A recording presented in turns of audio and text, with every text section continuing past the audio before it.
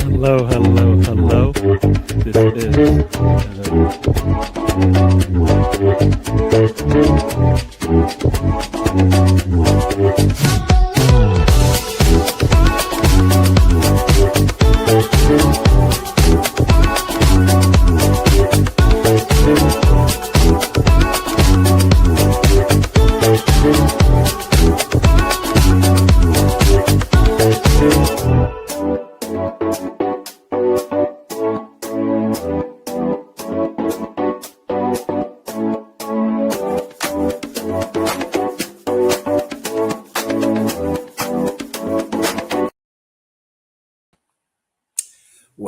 Well, it's the road trip, but without Gary. He's away. I think he's on his way home from Houston, and we have just me, and Tom's coming on very soon. We'll be covering some FA Cup action today. Let's see, we've got some results from earlier today. Talk about Leeds in a minute.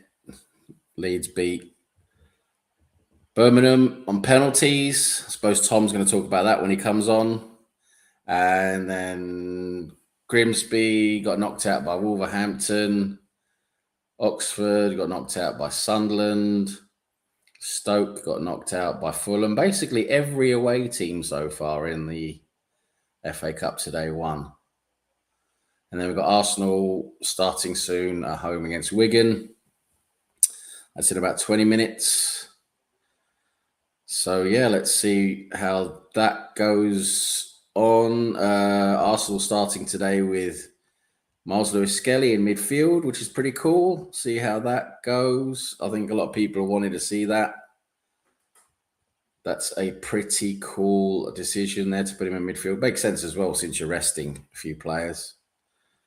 Yeah, the lineup, we've got Kepa in goal.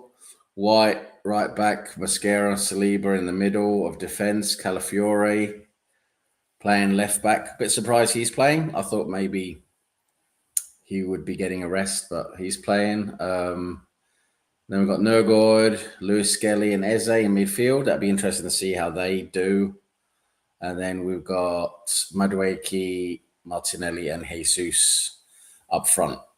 So I'm expecting Madueke on the right, Martinelli on the left, and Jesus in the middle. On the bench, we got Setford, the young backup goalie. We got Hincapié, Gabriel Zubimendi, Rice, Trossard, Saka, Salmon, the young centre back and right back. Interested to see if he gets to come on. And then we've got Gyökeres as well. And look, here he is, Mr. Tom. Welcome, sir. Good afternoon. Good afternoon. So you pleased you got through against Birmingham? It was all right, wasn't it? I didn't see any of it. I don't get the FA Cup because I'm not paying the extra. My extortionate streaming services want me to pay just for the FA Cup, like it's some kind of huge special event. But yeah, I've. No, I never saw it either. So you didn't see it either? I'm not paying £30 a month for BT Sport. That makes perfect sense. Now over here, the streaming services, I'm basically paying like the equivalent, like about just under £100 a month now for the Premier League to see the Premier League, which also has the League Cup, and then the service that does the streaming service that does all the Champions League stuff. So I got those two, and then the bloody bastards decided to say, "Oh, we want extra to show the FA Cup. You have to pay like an extra stupid package," and there's no way I'm doing that. But yeah, I mean, so I didn't get to see it. But obviously, you guys won on penalties, wasn't it? Birmingham got a late equaliser. Yeah, it was for me personally. It was a radio job, so yeah, is what it is. Do you want to do the hosting? I mean, I got in here first, but do you want to do the hosting? You normally do the hosting. It's up to you. Whatever you're comfortable with. Okay, I'll just continue then. So we got Rosie was in early. Says, please make sure you sub to the channel and you press that like button. Thank you, Rosie. Hope you will. promoting us and others. We've got Ian in here. Wow, Ian, is he normally on the road trip? He's not normally on the road trip, is he? But welcome. Good to see you, sir. Hello, he says. And I thought there'd be more action with Longstaff and Willie going in and out of the box. Oh, dear. Oh, dear.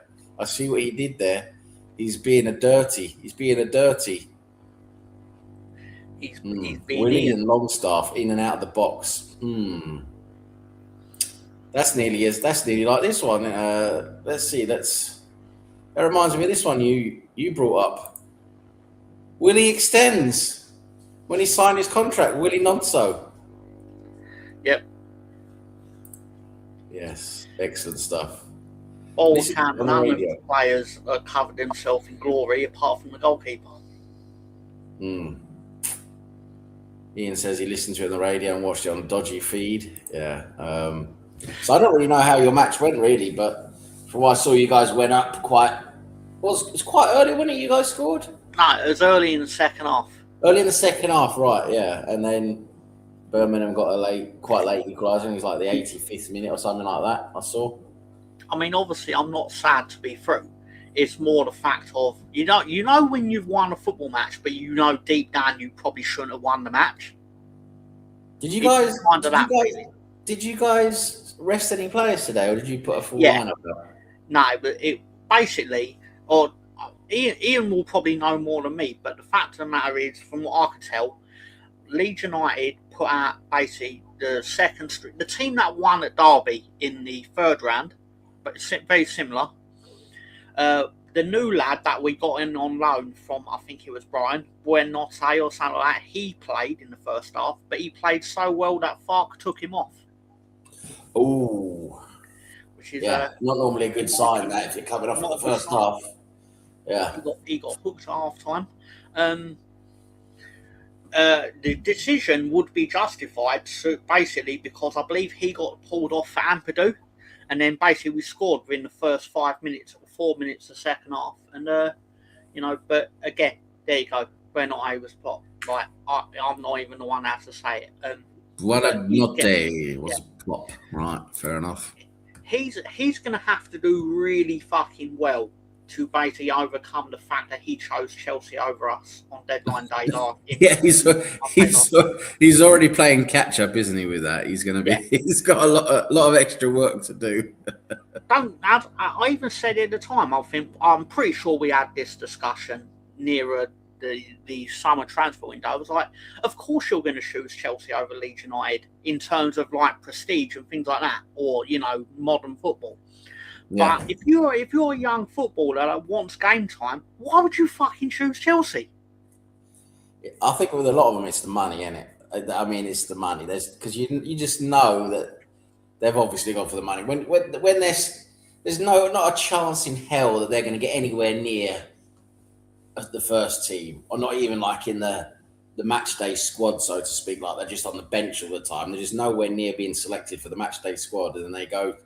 You just know it's for the money. It's obviously what it is. My understanding of it is that it's nothing to do with money, simply because obviously we offer to pay his wages, whatever Brighton are paying him on a weekly basis, but Chelsea would offer the same. So then it's basically a case of who would you rather play for? But you're still going to earn the same money regardless.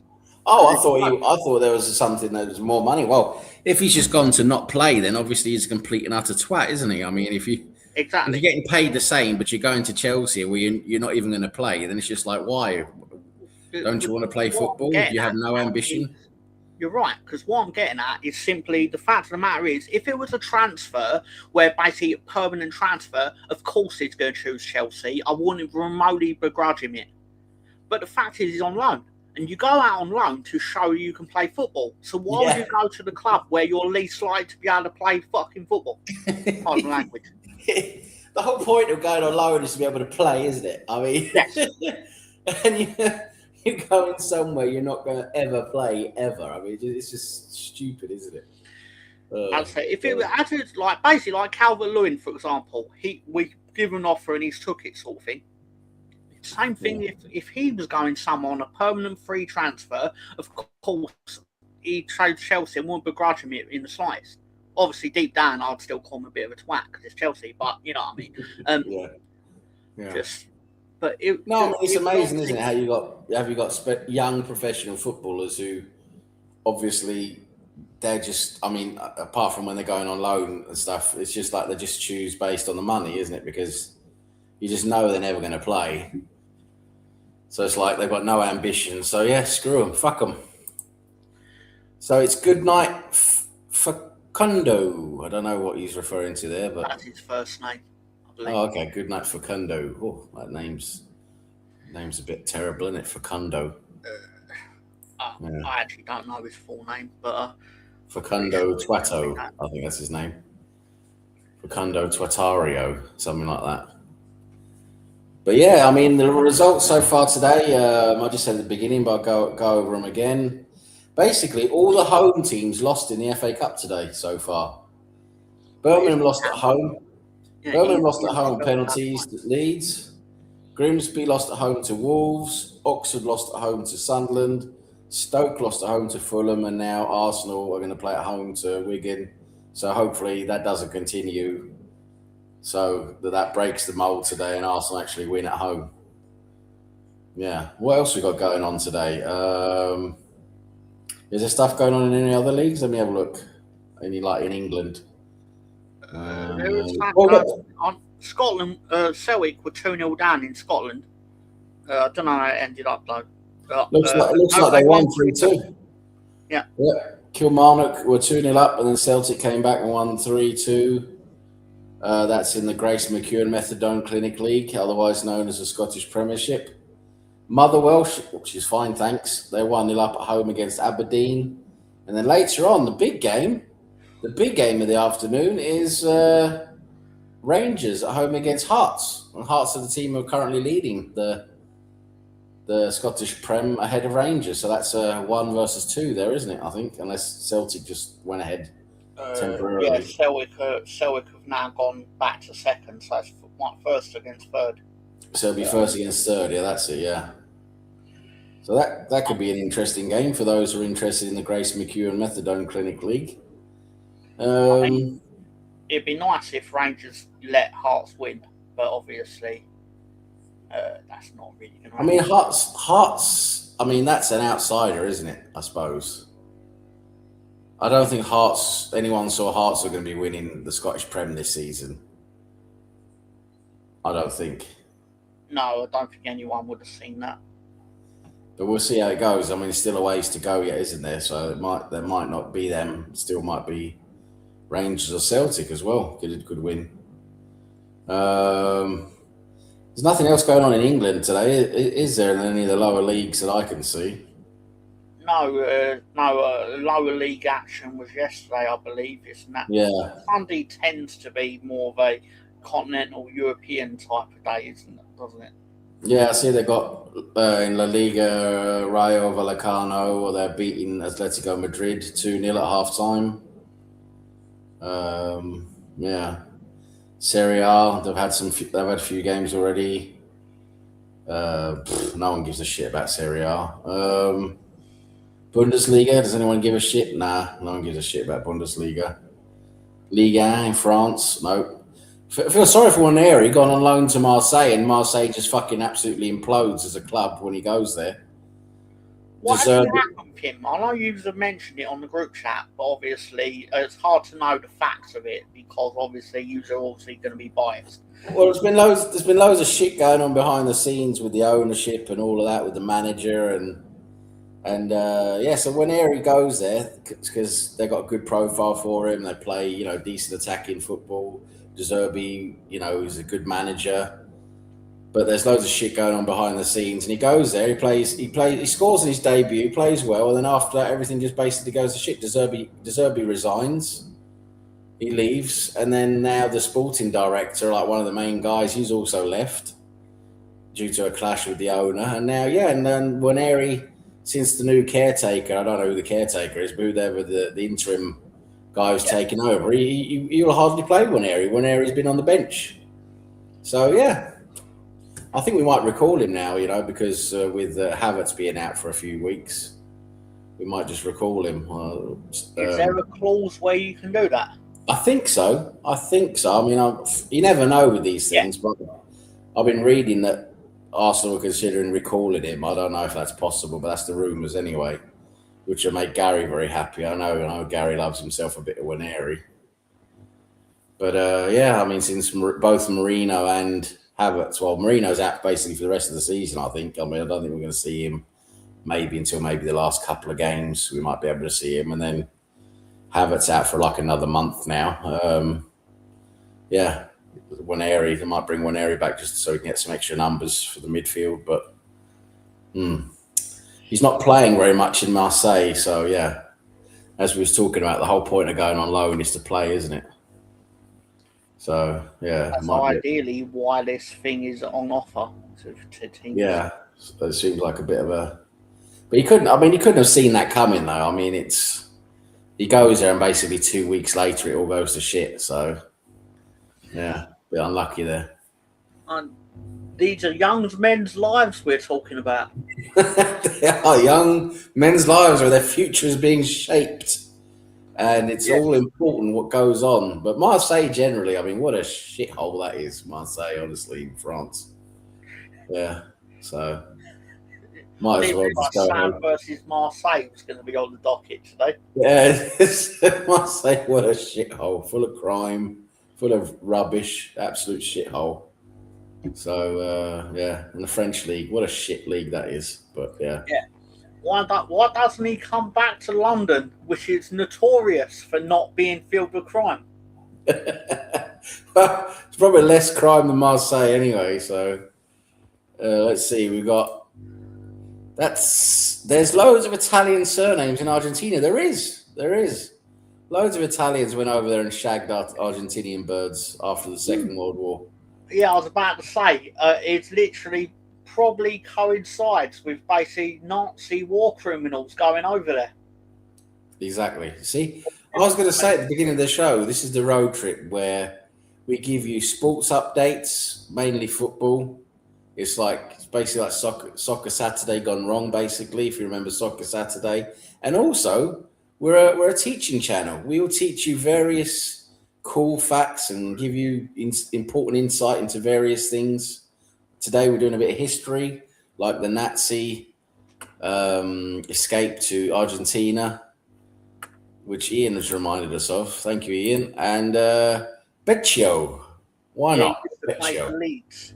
Luciano Becchio played for Leeds in the League One / Championship days. And why do we give a fuck? Because he was very good for Leeds, to be fair to him. Oh, okay. And he went to Norwich and he fell off a cliff. I think it's polite to say. Right, I've never heard of him. So, I believe he played. Did he play when we beat Man United? Info from a pug in a Leeds United hoodie. Yep. It's important stuff we're learning here today, teaching the masses.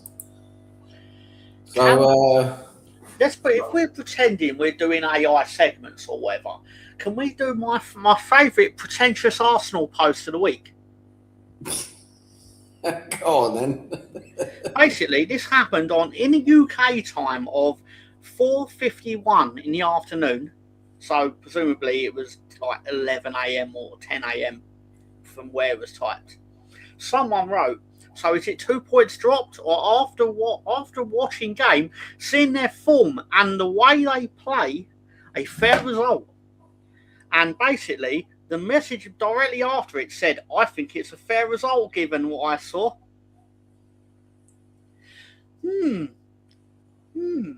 Actively, and someone responded to that with actively choosing a measured approach. Imagine my shock. I think we might be talking about Spencer here. That's definitely what he said, but I couldn't believe it. I said, like we fucking roast all these negative Arsenal fans. I was like, you're literally doing the opposite. It's fine, whatever. But just. At least we don't have Gary's nonsense of trying to pin everything on Arteta.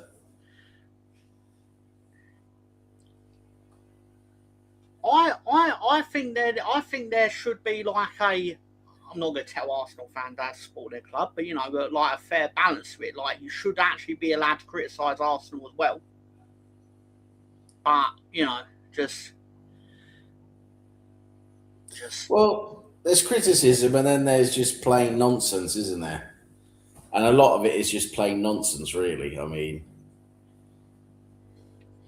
yeah, it's just. I mean, the thing is, we do play in a style that's like, it's a bit frustrating because we play some games we don't really create a lot, and then we play other games where we create a lot and then we don't really score, and then it's a bit frustrating to see, the way we play in many games, but at the same time we still get the results. We win games, and that's what football's about at the end of the day. I think you're doing fine. Your club are doing really well. You're probably going to be there or thereabouts for 4 fucking trophies, and you're doing fine. I mean, exactly. I mean, it's how can you? Everyone's losing their shit because we're only 4 points ahead in the league, and there's still 12 games to go, and we've got to play City as well. So the season's far from over, even though some Arsenal fans have already given up. I mean, it's just I can't stand this. The Arsenal fans have given up. It's like, fuck off. Go to fucking Real Madrid or Barcelona, support one of them. It's just how can you support a club and then you just give up when there's 12 games left? And Rosie's correct here. It was the other one. Here we go. Some more comments have gone in. Let's see. Yeah, there we go. Gary is the type of guy to create a show and then never host it. It's very true. Very true. Oh, look, we've got David Villa, the previous Barcelona striker, in here. Good day to you, gentlemen. Is it just you two guys today? So far it is. We might be joined by a Yank at halftime. I was saying that Harry's name, like he used to play for Villa. Not Villa, but Tottenham. I was actually talking about the wrong player. I thought his name was similar to Ricky Villa, because I thought David Villa and Ricky Villa were the same person, or not the same person. I knew David Villa did play for Barcelona, but obviously I thought Ricky Villa was also David Villa. I got it wrong. Just putting it out there. Absolute travesty, Tom. This isn't Gary Mark II and Tom. No, definitely not. People saying hello to each other. Good. Yep. So, I suppose we're kicking off now. 1:30, isn't it? I suppose we've got to be kicking off. At home to Wigan. Let's see how it goes. Everyone's going to be coveting that Mansfield ball in the draw for the next round. Mansfield. Oh, I love that. Mansfield knocking out Burnley. Because Burnley signed James Ward-Prowse on, I think they've got him on loan. I could be wrong, correct me if I'm wrong. But Mansfield then scored a free kick, didn't they? And they basically went the one free kick specialist in the match. And James Ward-Prowse was on the pitch. Right. That's great shit, Housery. But that free kick was, I did see a highlight of that free kick against Burnley, the 2-1 winning. Oh, it was lovely. Oh, that was a brilliant free kick yesterday from Mansfield. And apart from that, there weren't really any upsets, were there? I mean, Liverpool won. Let's have a look at yesterday's results again. West Ham won against Burton Albion, even though they needed extra time to do that. That Somerville goal was fucking lovely. And don't get me wrong, the little rat is a great player. That's a lovely goal, but he's a rat. He's a little rat. You're not bitter that he left Leeds at all, are you? Well, this is the thing, right? People will sit there and go, "Oh, of course he's going to leave." It's like, they triggered a release clause, but the player can still say no. Yeah. Well, it'd be stupid to say no because he went to pastures new. He went to pastures new, and just like what's his face, that Archie Gray, gone to clubs that are doing worse than Leeds. He's rat too. Yeah, exactly. So West Ham needed extra time to beat Burton Albion. Mansfield beat Burnley away. Southampton needed extra time to beat Leicester. Norwich beat West Brom. City beats Salford. Villa lost at home, as we know, 3-1 to Newcastle. That goalkeeper having an absolute nightmare. The Villa goalkeeper. And then Liverpool beat Brighton, didn't they? They did.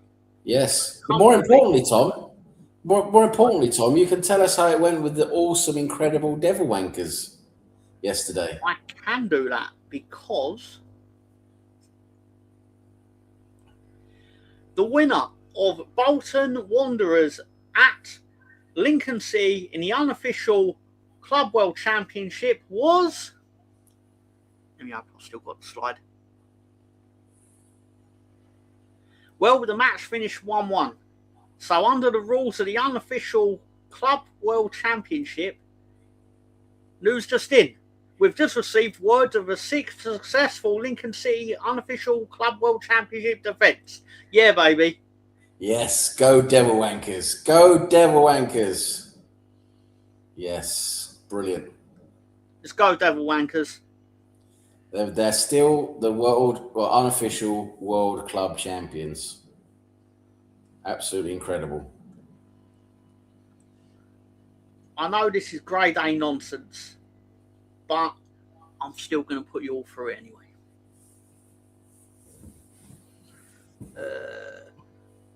Do you happen to know what the next unofficial world championship title defence is? No. I have a feeling you're going to tell us, Tom. I've got it right here. So the next unofficial world club championship title defence is, well, it's obviously Devil Wankers as they're the incumbent champion. But the next January is Northampton Town. Ooh. On Tuesday. That's going to be exciting stuff right there. So really apparently, Arsenal, Calafiore didn't make it through the warm-up. What a fucking surprise. So Saka was brought in to start, which means that Miles Lewis Skelly now he started at left back. So we didn't get to see Lewis Skelly in midfield after all because Calafiore had to go and get himself injured.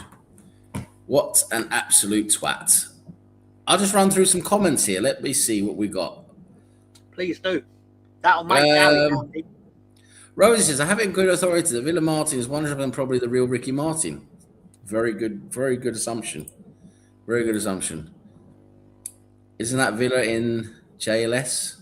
Aston Villa in JLS? What's he referring to there? Oh, Marvin Gaye, of course, yes. Good stuff. Used to play up front for Aston Villa. That's how they met. Yep. Oh. Ian, is he doing? I don't know. Is he trying to get some? No, it's not Michael Jackson. Is it? It's not. We got Nems, LFC. We've got Liverpool fan in the chat. Welcome, sir. Liverpool one. So it's Nems is here. Got Nems, LFC, and we got Miss Molina. Big up, Miss Molina. Hope you're well. Hello. Saying hello to each other, and the game is underway. We're about 5 minutes in. We haven't got it on because none of us want to pay to watch it, so we're just following it on the updates. I didn't want Gary to lose his show by not doing one because that's how YouTube works. Yes. Well, 6 minutes in, still 0-0 apparently. Oh well, that means we're a failure. Absolute failures now. But I didn't.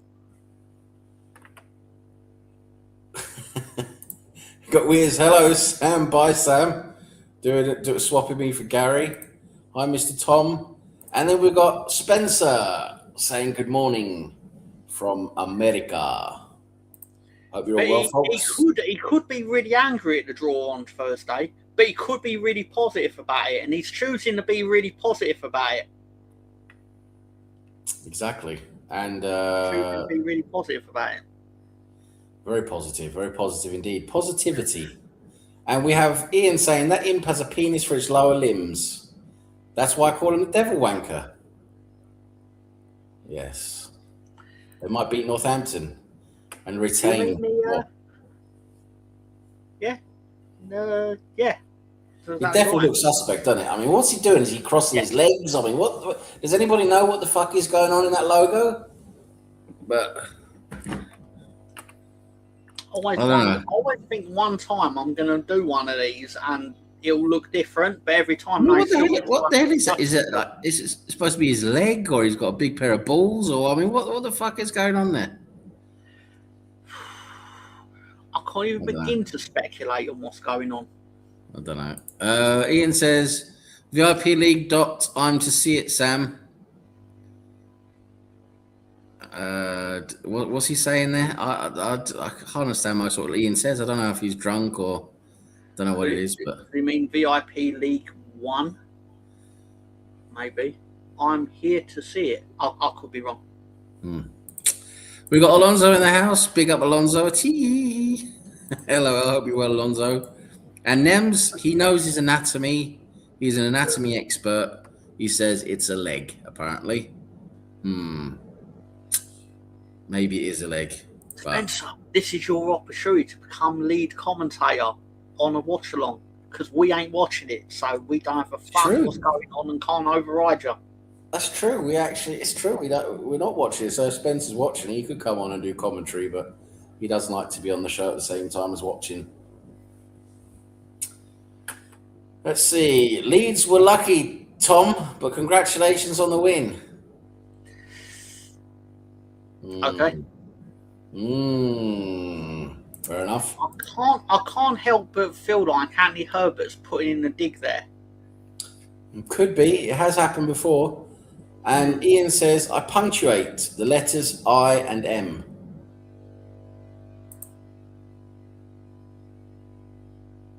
Don't. Okay, fair enough. I don't know. Half of what Ian says is just absolute nonsense. How watch Leeds United? Fair enough. Leeds got lucky again, according to Nems. Yeah, but we didn't get lucky at Anfield because we should have won. Is Nems an opinion we trust? Doubtful. Very doubtful. They did play really well, hadn't they? That's true. Birmingham should have won, but they didn't. Didn't see the game. I don't know, but most of whatever Weir says is highly suspect. So you've got to take it with a huge pinch of salt whenever Weir says anything. And that reminds me, it's been a while since we've used this bingo card. I might as well just use it so we bring it up every now and again.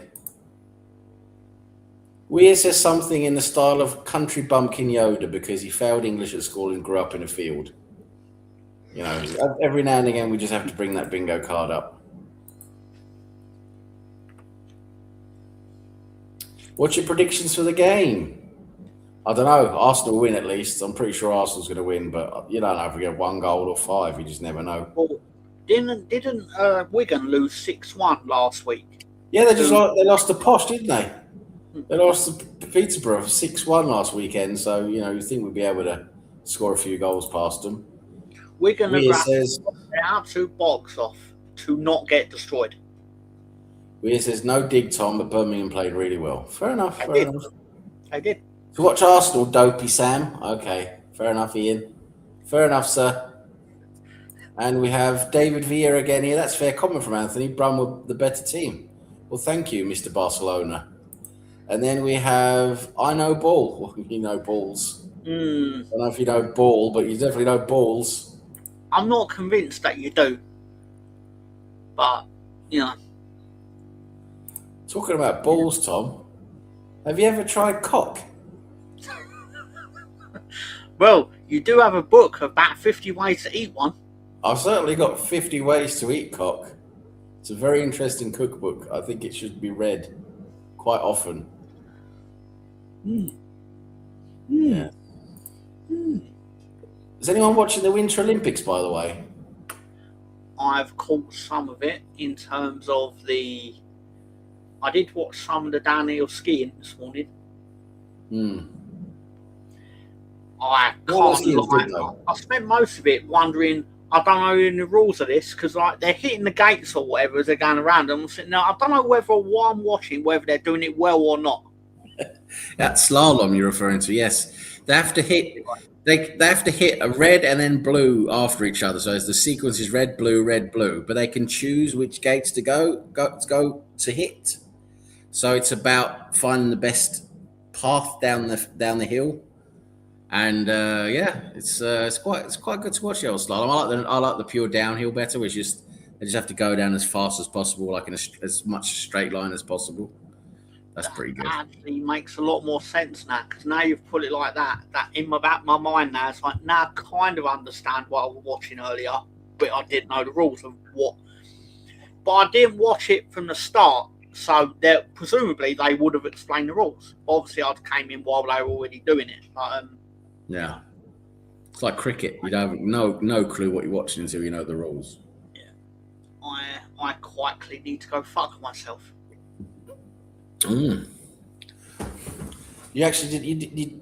You told yourself to go fuck yourself. I mean, it's normally it says everyone to go fornicate themselves. You told yourself to go fornicate yourself. That's true. I kind of only said that because I saw it was there, and I wonder what I need to actually do to trigger this. But I guessed rightly. Oh, I got speed skated on now. I've got it on in the background. That's quite good. The best event in the Winter Olympics is obviously curling. Curling is good to watch.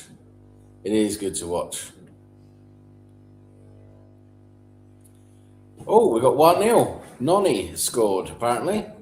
Noni Madueke. Oh, good job, 1-0. Ian says, my service provider blocks that site, so I use a VPN. Fair enough, Ian. Fair enough, sir. Sam pause. Don't know what he was talking about there. But anyway, you watching the NBA? No one gives a shit about the NBA anymore. It's just a complete joke. No, I haven't been watching the Winter Olympics. Well, you should, sir. You should start watching the Winter Olympics. It's good. I like playing the NBA video game. But You're quite good at that, aren't you? You got a little short guy who's basically better than Michael Jordan, LeBron, and James put together, haven't you? That is kind of true, but I've made a new character, and just my scoring record is absurd. Let's just say. I bet it is. I bet you got what 50,000 points or something. But in my defence, there is no defence. Basically, if I played against someone on the internet, they'd kill me at the game. They would destroy me. Because you play on easy level, do you? Well, I play to win, and obviously winning is what makes it fun. But also because of my I can't actually move the sticks fast, so you know. That's true. Yeah, I mean the online kids. The kids online, you can't beat them. I mean, they spend all day on it, don't they? So you can't beat them. But got a question here from Weir's to Tom. Question, Tom, has Green got a bingo card? I don't think I do, actually. It's usually Sam telling. Actually, I'm the creator of the bingo cards. Yeah. What would your bingo card be? That's a good question for the chat. What would my bingo card be? Answers on a postcard, ladies and gentlemen. NBA is fun to watch, apparently. I disagree. It's all rubbish. There's no rules anymore. The referees just let them do whatever they want. It's all stupid celebrations. It's all social media shit. So it's all gone to shit, all of that NBA stuff. I can't help but think 6'7".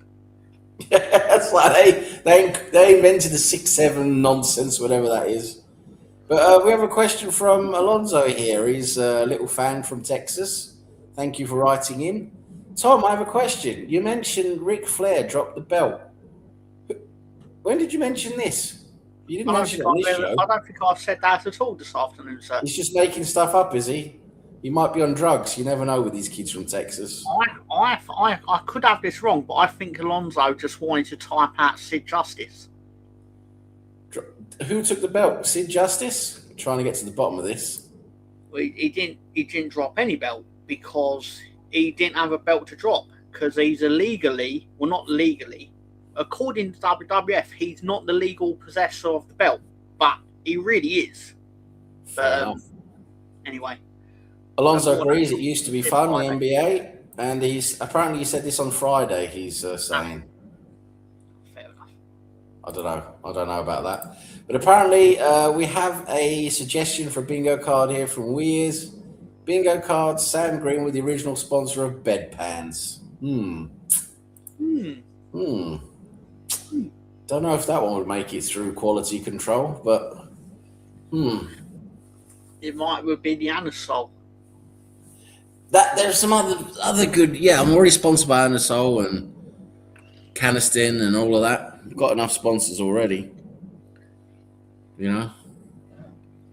I'm just amazed that we've got people actually watching this, knowing that we're not watching the game. People just watching us not watch the game. Yeah, I've got speed skating on, and that I think that Dutch woman is coming on soon. The one who's on social media who's pretty good looking. She's a bit of a huge social media phenomenon apparently, but she's also good at speed skating. She won the gold the other day. You mean there are people on the internet that are also in the Olympics? Yes, they are. They are. She's on the internet a lot. She shares a lot of her every day on the internet, and she's together with Jake Paul, which automatically means she's an idiot. But yeah, I don't know. I don't know what these kids are up to today, Tom. I don't know. I've given up. I'm officially at the age. I'm officially at the age where I just don't understand what's going on anymore. I really don't see these TikTok videos. I'm not on TikTok very much, but every now and again I go on and see, okay, what's going on TikTok? And it's just complete and utter nonsense. People talking for 10 seconds about God knows what. And yeah, TikTok. Ruining the world one video at a time. Do you know my biggest pet hate on the internet is? I can tell you this. I'll tell you this openly. I hate clickbait. Clickbait, plenty of that. Rage bait. Oh my God, all of that. Hate it. It's an irrational hatred of mine, and I understand it exists because it makes money. And I hate it. My biggest pet hate with it is when they do it when people die, like when you're trying to profit off people dying. Yeah, that's disgusting. It should be illegal. That is disgusting, all of that. Trying to get profit off of that. But I can tell you, Tom, that the women's 500 meters speed skating was just won by a Dutch woman called Femke Kok. Femke Kok, her name is. That's not going to be memes galore, is it? Femke Kok just won the 500 meters gold for women speed skating, and yeah, she's been reading my book, Tom. She's been reading my book. It's with a K. Tom, if you had to eat cock, what would be the best way to eat it? The safest way is probably to grill it. Grill it. You like grilled cock? Especially if you put barbecue sauce on it. Delicious. Oh, barbecue sauce is nice. Do you have anything with barbecue sauce at the buffet you go to? No. Because you normally just normally get steak and Chinese stuff, don't you? I do get a little bit. If I have one of the chicken nuggets, I sell the chicken nuggets, I would then put a little dollop of ketchup, but on the nuggets.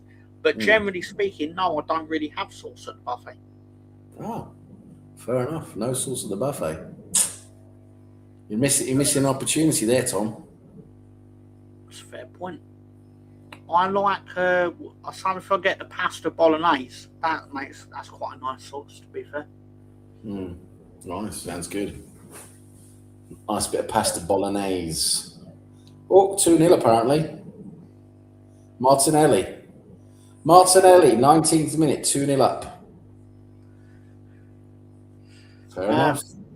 Madueke, Martinelli. Eminem. You were swearing about Martinelli a lot on Thursday, weren't you? Oh, he was absolutely dog shit, and he is most of the time he plays. Yeah, he's an infuriating player because he'll miss open goals, and then about every 10th game or 20th game he'll score a decent goal, and everyone's like, "Oh yeah, he's brilliant."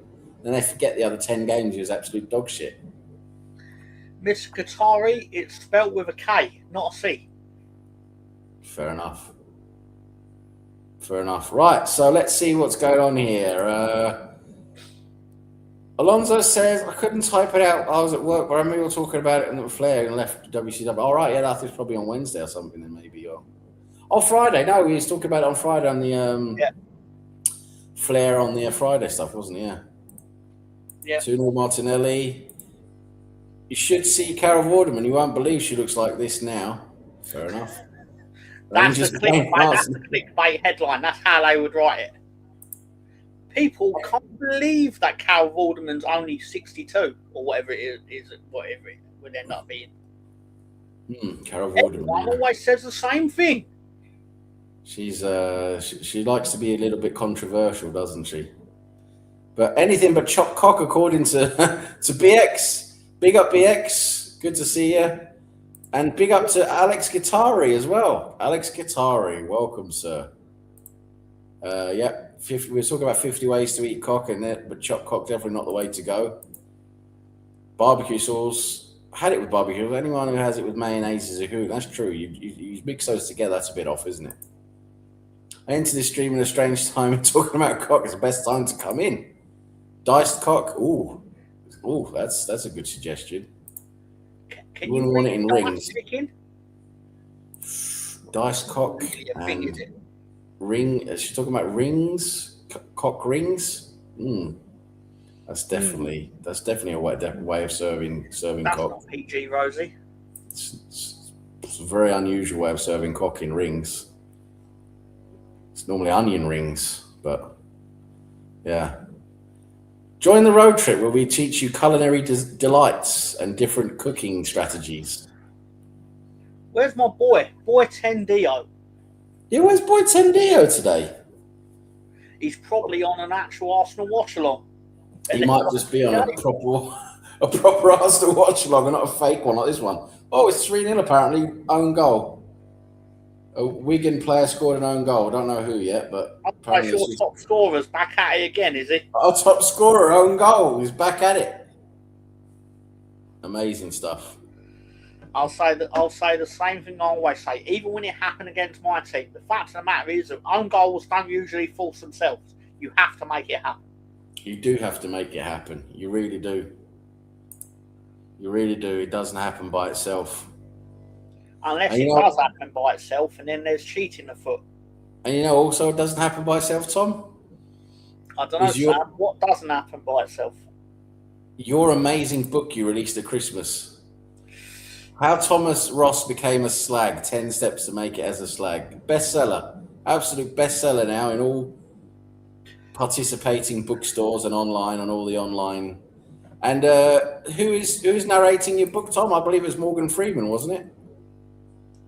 Morgan Freeman narrating your book. I wish I could get Morgan Freeman. Audio version of your book, your audio book. And now he's the real slag. However he said. That was a terrible Morgan Freeman impression, but still. And then he crawled through shit that day. And then that day he became a slag. Yeah, Morgan Freeman, God bless him. What a guy. So apparently Jack Hunt. Jack Hunt. I'm not making this up. Jack Hunt is the guy who scored an own goal for Arsenal, for Wigan. So Arsenal 3-0 up, and Jack Hunt, the own goal scorer. Oh my dear. Arsenal, according to live scores, has an expected goals score of 0.91, and you're 3-0 up. Impressive. That's pretty good, because normally it's the opposite. Normally we have quite a high XG and just don't score enough goals, but taking our chances though. I mean, 3-0 up after 26 minutes is not bad. I'm starting to get flashbacks to every time we play Arsenal. You got a 9-0 aggregate against this season. But you guys, I mean, to give Leeds your credit, you guys have been doing well since you made those tactical changes, and also all your attacking players are scoring goals. I see, apart from Calvert-Lewin, I mean, I see Okafor is scoring, that Nemcha guy is scoring. I mean, you guys, your forward line is scoring goals, which is good. We need to throw Wolfsburg another zero of money, basically, because we've done really well considering we paid nothing for Mencha or Calvert-Lewin, so we need to throw Everton a little bit more money, which is nothing. But you know what? That shows you guys made a really good decision there, taking those chances with Calvert-Lewin and Emcha, because both those guys were thought, they're not really, maybe they're a bit past it and all that with not really doing it anymore, and then you guys bring them in and they're scoring goals. I mean, Calvert-Lewin's done really well for you, especially since you made those changes. The reality is that if we just keep pace with West Ham, if West Ham get a point, we need to get a point. Quite simple. Yeah. And we'll survive. I think you guys. You've scored again. I just want to say the chat. There's something wrong with the chat updating. Just want to let everyone know it's updating really slowly. So don't see your messages, like it only updates in intervals, like every few minutes. So yeah, it's going a bit bonkers at the moment, the chat feed that we can see. So sorry we get your comments a bit late here. But yeah, I think Alonso was talking about Martinelli, every 10th or 20th goal, yeah, is decent. Apart from that, he just misses everything. And then they were talking about the 3-0.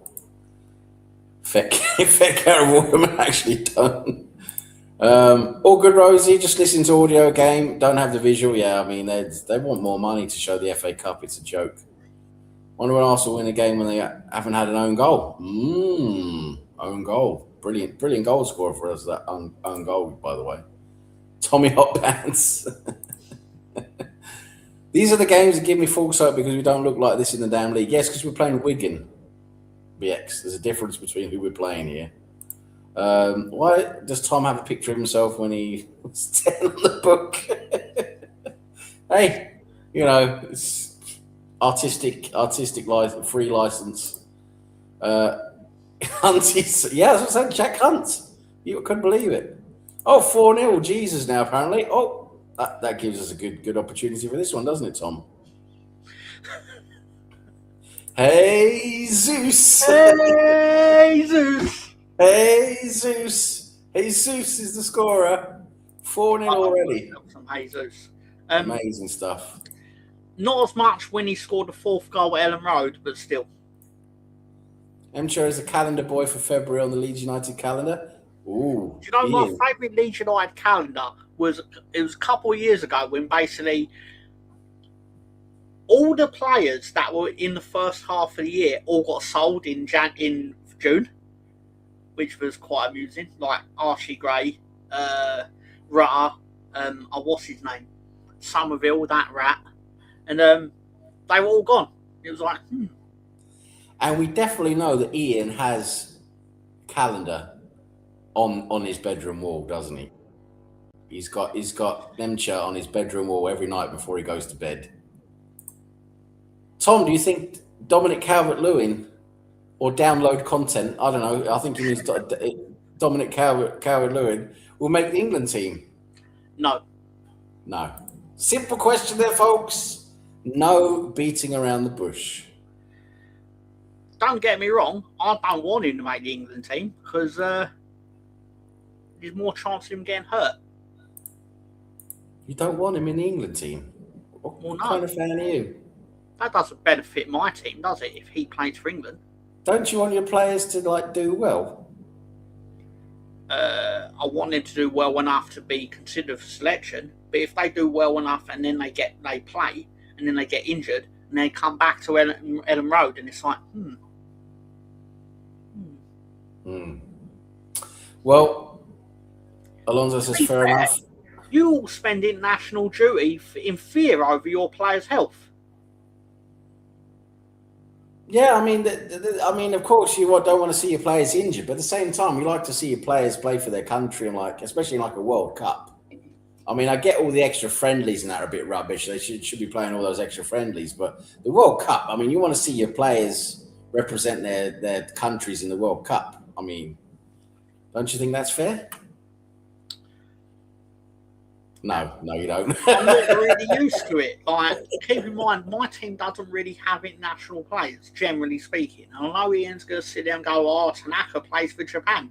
Fun fact: when Spain lost to Japan in the last World Cup, Tanaka scored the goal and knocked Spain out of the World Cup. Ooh. You know the goal where basically did it cross the line or did it go out for a throw in or not? It ended up being put away by Tanaka. Ah, right, cool. You'll And Ian says near enough, but not the goal. Near enough, Sam. It's on the shelf near my bed. Oh, yeah, there you go. It's in your bedroom. Dominic isn't in the calendar. Oh, absolute shambles. Absolute. That's probably because he's doing Milan Fashion Week. Yeah, he's probably wearing some kind of dress. No, there's anything wrong with that. He can do what he wants as long as he's scoring goals. That's true. Do whatever he wants, really, anyway. But still. So, we're 4-0 up before the half. 33 minutes in. Yeah, so 4-0 at half time. I mean, it's like, what do you do in a game like this? It's like, yeah. Oh, they took out Jack Hunt. He can't be playing well. 30 minutes he's injured. Took off. He must be injured. Yeah, he's injured. That's Jack Hunt must have injured himself during the own goal, maybe. We're going to play in the Leeds formation of basically playing wing backs with a back three. So really, they're playing 5 defenders. Right, it's not working very well. That's fine. Rangers 1, Hearts 1 at the moment. Yep, that's the top of the table clash right there in the Grace McEwen Methadone Clinic League. And Plastenall. Hearts have scored. Hearts are winning 2-1. Hearts are now 2-1 up. Ooh, interesting. Interesting stuff. And look at Ian trying to get all goatee here with his Plastenall doing as expected.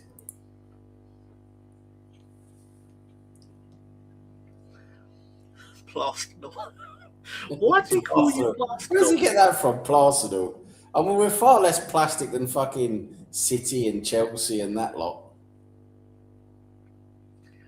I mean, I'm not totally against it because, my relationship with Arsenal is a bit wishy-washy, but, Yeah, well, you're on Arsenal channels all the time. We know.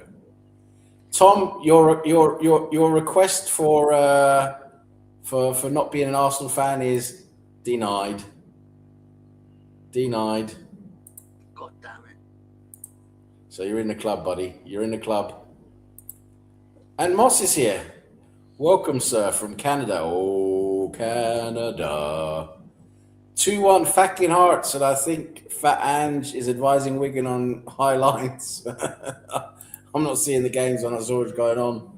Sam, you're going to watch the Daytona 500? Oh, yeah. No, I would rather stub my toe on the sofa. How is your boy Martin Truex Jr.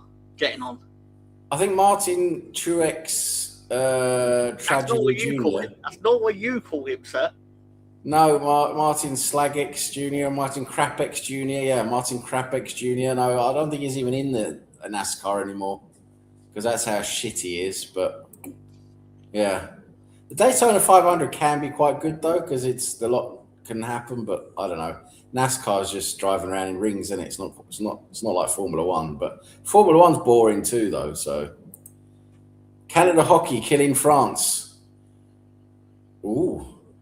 But it's expected though, isn't it? Because I don't think the French are too good at hockey, are they? I mean, they're always one of the best.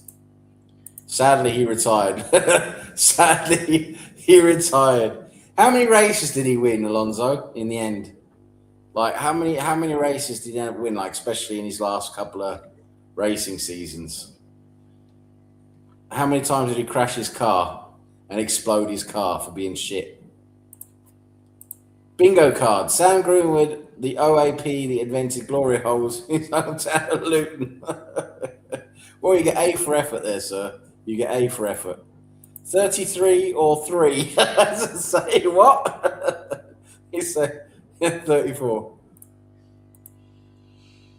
But that's like in his whole career, right? I mean, the last couple of seasons he didn't win much, did he? He's just crashing his car all the time. I think he was driving drunk most of the time. But the Daytona 500 is a big spectacle. I know that. It's one of the big races, isn't it? In NASCAR. But I mean, watching them drive in rings for like 500 laps or whatever it is, it's like, yeah. So was it 300 laps they do? It's like, after lap 150, you might get a bit bored.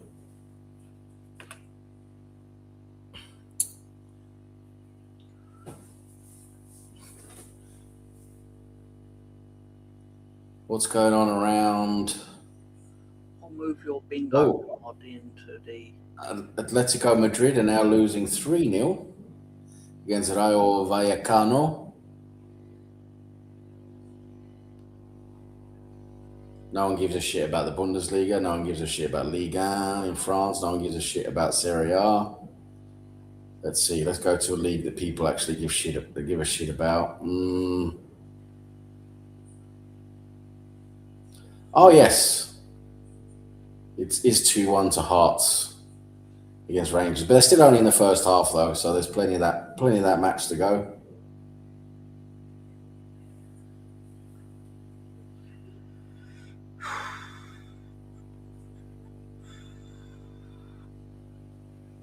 You've got a question from Anthony.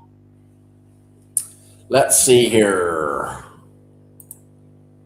Sam, have you straightened that picture behind you? I have. Yeah, I have actually straightened it. It's quite straight now. Martin Krapex Jr. came in second in 2016. Oh, wow. That's only 10 years ago, though, but yeah, I suppose pretty good going. Who's the best driver in NASCAR now, by the way? Who is the top dog? I haven't really watched any of that for a long time.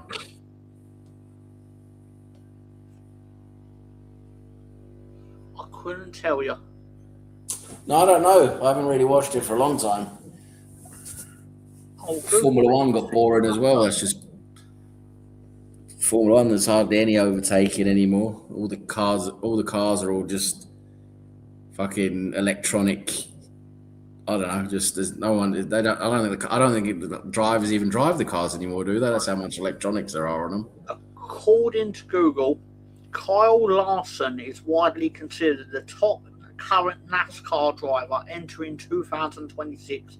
He is ranked number 1 in early projections, coming off a strong 2025 season.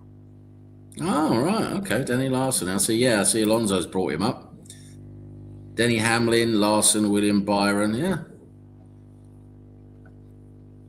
Right. They're changing the rules a lot for the next season of Formula One, though. So let's see if that helps. They're taking away DRS and they're making the cars. There's something they're doing with the cars as well that might become a little bit more competitive. But I don't know. I miss the old days when it was about the drivers and not the cars.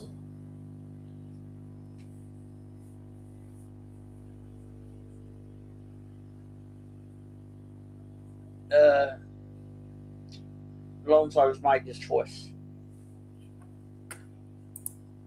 I go for Chase Briscoe. He took over for old Martin. Okay, is that your new boy?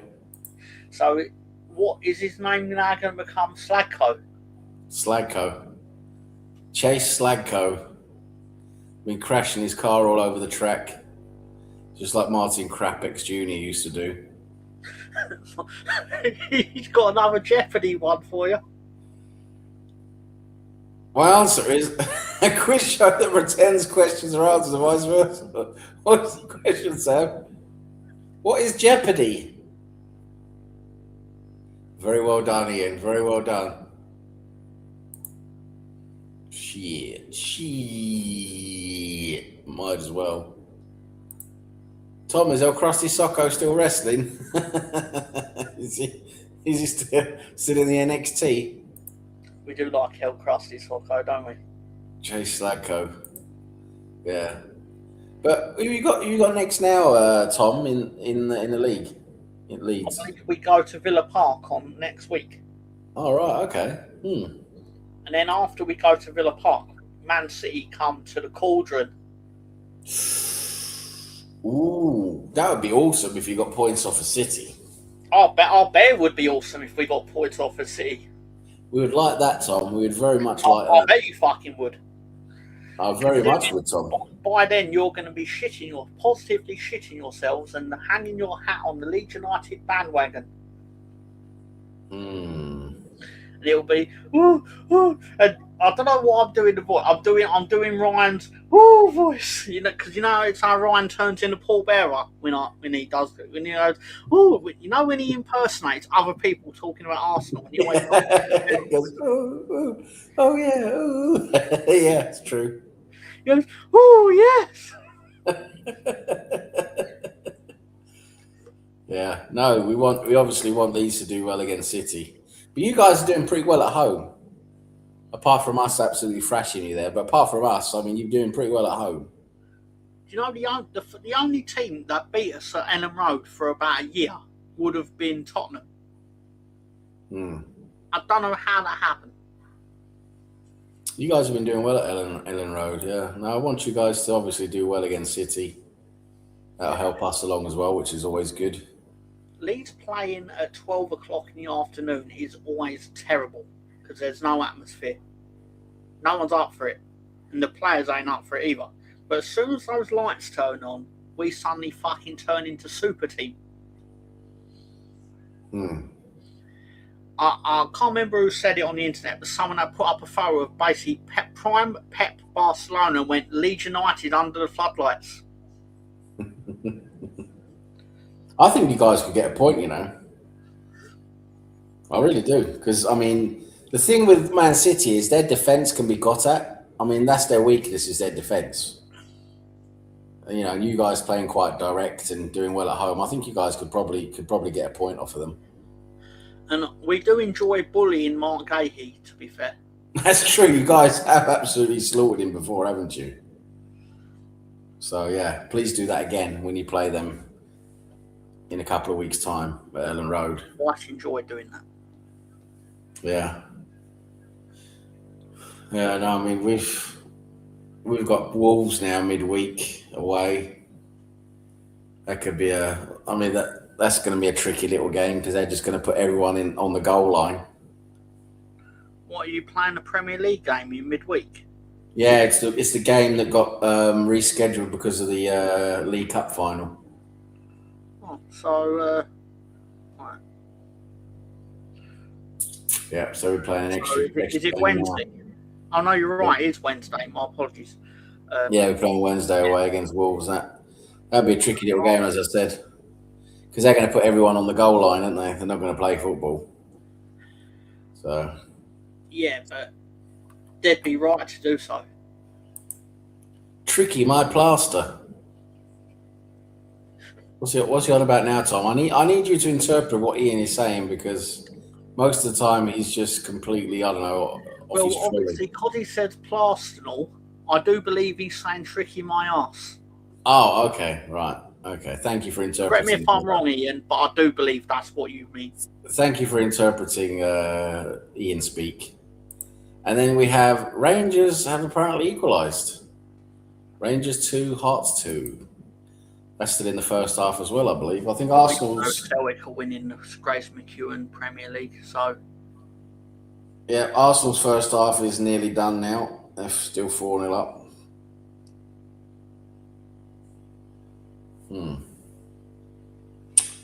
Yeah, they're in injury time in the first half. So Madueke scored first, then it was Martinelli, then it was Jack Hunt. Scored an own goal for Wigan. And then Gabriel Jesus. I wonder if his own goal was so bad that he actually pretended to be injured to come off. Maybe. I was saying he came off of like 10 minutes later with an injury, so I wonder if he actually did it in the classic coach manager. Yeah, that's when you pretended to be injured. We'll come off. Make a change. Triple cockney by Ian there. Absolute cockney. Yeah, Kilmarnock were 2-0 up and then lost 3-2. Celtic managed to come back there. They got Martin O'Neill, haven't they, back as manager, I think? They have. Yeah, rhyming slang for arse. Watched a good film yesterday. Oh, what'd you watch? Crime 101, was it? It's a good movie. I haven't even seen anything about it. I mean, normally you see things advertised and stuff. I haven't really seen anything about it, but it does seem like a very run-of-the-mill like crime movie. Like you've seen it 100 times before, though. But that's true. But it's still good. I enjoyed it. They managed to put a few names in, didn't they? Yeah, Halle. I forgot how good Halle Berry is. Yeah, I mean, she dropped off a bit for a while, didn't she? But she was very good previously. I could have it wrong, but I do believe she got a bit of an ego after her Oscar win. Yeah, she won for Monsters Ball, didn't she? And but she was. I could have it wrong, but I do believe she kicked up a bit of a fuss during the X-Men films because she made them add more lines for her character. Yeah, she's probably been like, yeah. I just know that she hasn't really been in a lot, hasn't she, for a while? But yeah, no, I mean, she's in that. And who was the other main actors in it again? It's Chris Hemsworth and Mark Ruffalo's in the film as well. Mark Ruffalo, 9 out of 10 movies, he plays a detective or a policeman. He's a copper in this. Yeah, I know. I was saying, it's like that's 9 out of 10 movies. He's a copper. He plays the copper role very well, though. He's in it. Yeah. He's in an HBO series called Task, which it was on a little while ago. Finished at I don't think there's going to be more. I think it's just one season. I think, but I saw it and it's very good. He plays an FBI agent, obviously. Yeah. Going after a criminal gang, but no, it was very good though. Yeah, Harry Belly. He was very good in Zodiac. Yeah, Mark Ruffalo's very good in Zodiac. David Fincher movie. Yeah. Oh, he's your boy, isn't he, Fincher? Fincher is good. He's your boy. We've got player number 3 now. Welcome. Good morning. Or good afternoon. I'm all right. Enjoying this game so far. 4-0 at half time. So, what's your take? Because obviously you're watching it, we're not. But what's your take from the first half? Oh, you guys aren't watching it at all? No, because I mean, Tom doesn't want to pay for BT Sport that you'd have to watch it. Yeah. And I don't want to pay the extra fee they want to charge me just to see the FA Cup. So yeah. Okay, fair enough. They're playing a League One team. That's the best way to put it. Yeah. I mean, now as they've looked good. I'm actually irritated because California got hurt in the warm up. Of course, I mean, people get hurt in warm ups. I mean, what are we doing? I mean, anything can happen, right? But because originally it looked like Lewis Skelly was slated for the midfield, so I was kind of excited about that. Yeah. Yeah. I've been kind of calling for that just to see something different, another option. I don't know how bad Calafiore's hurt. I don't think anybody's talked about it, but yeah, as they had 2 really good passes for the goal. I don't know if you get that same level of passing against a Premier League team, but overall the teams look pretty good. It looks like Saka is playing kind of in a 10 role at this point, or shadowing the striker. I mean, I've seen Martinelli kind of playing striker. I've seen Jesus playing strikers. Pushed over to the left wing. Everybody's all over the damn place. So it's really hard to figure out. Like when everybody's like, well, they're playing this. Yeah, they're playing that at the moment. But remember when Arteta was at a press conference and he said there was like 43 different formations during a game?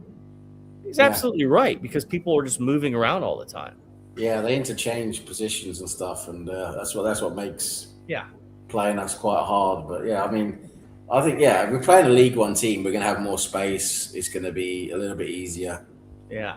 I mean, it was a good pass to Eze, the first goal, Madueke. That's 2 goals in a week, which is good. I mean, I've got other issues with Madueke, which we talked about in the text group. But the second goal from Eze, Martinelli just outruns the men, which, again, I don't think he does if he's, if it's a Premier League team, just because of the same speed, right?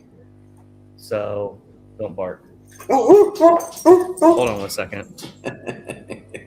He needs some attention, the dog. And Ian with some more Ianness, a teat milker. Is this an anagram or Martinelli? Is this a Martinelli anagram? Maybe. I think it might be. I think it might be an Martinelli. Ian's the anagram man, isn't he? Let's be fair. But you need two. I think it needs 2 L's though. I don't think there's a second L there, but I think it could be an anagram. I don't know. We will soon see. Could it be Madueke? No. No, there's no U No, there. there's no U. Oh, Mikel Arteta. Oh, very good. Mikel Arteta, the manager. Right, you've got us again, Ian. You dastardly bastard. You got us again with your anagrams. But Tom, I was going to ask you, why isn't John McClane's godson playing so much for you? He did play today, and he got hauled off because he was playing shit, apparently. Damn, what's happened? He was awesome at the beginning of the season. What happened? I can't answer that really because was it like a tactical thing or? well, I suppose it doesn't help that obviously because we've gone into a more defensive / more direct formation.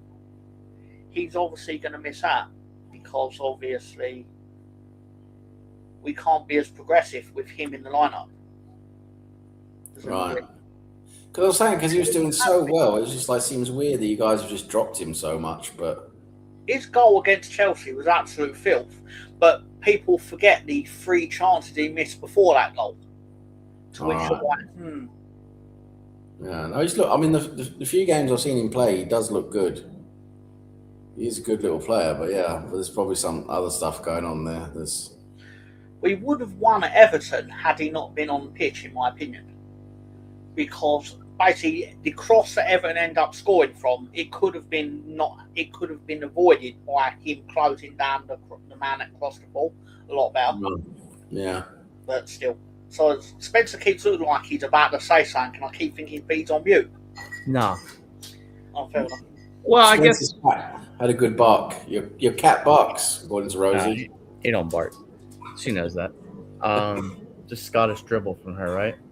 No. You say Scottish drivel. Yeah, I did. No, it's just. I mean, it's just they're playing a League One side. He wants to play, Spencer. He looks like he's ready to play. I don't know why it's raining here. He can't go outside and do anything. Sorry, guys. That's fine. He's all over it. He bought some new tennis balls. I bought some tennis balls for him this week, so he's kind of super yes, yeah. So, but no, it's just playing the League One side, but they're playing good. So again, I'm not taking away from it. I'm not underplaying how good they've been, but they are playing the League One side. But again, Man City put 10 past Exeter and everybody crowned them, so maybe we can put 11 past Wigan and people can crown us. I don't know. I don't think it works that way, but 7 goals in the second half, unlikely, but very unlikely. But I like where you're thinking. I like the way you're thinking, though. When I tell you this Wigan team's not very good, not very good. So I think if you put on some kids in the second half, I didn't see who the actual subs were. They're going to try to go score, man. You know what I mean? I have to look at who's on the bench. But again, I just wonder, Calafiore, how'd you get hurt, man? I get things happen. Didn't it happen to him before? Didn't he get hurt in the warm-up before as well? Yeah, it feels like that's happened in the past. Yeah. This was your lineup, your backups. You had Setford, Hincapie, Gabriel, Zubamendi, Rice, Trossard, Saka, Salmon, and Yorkeres.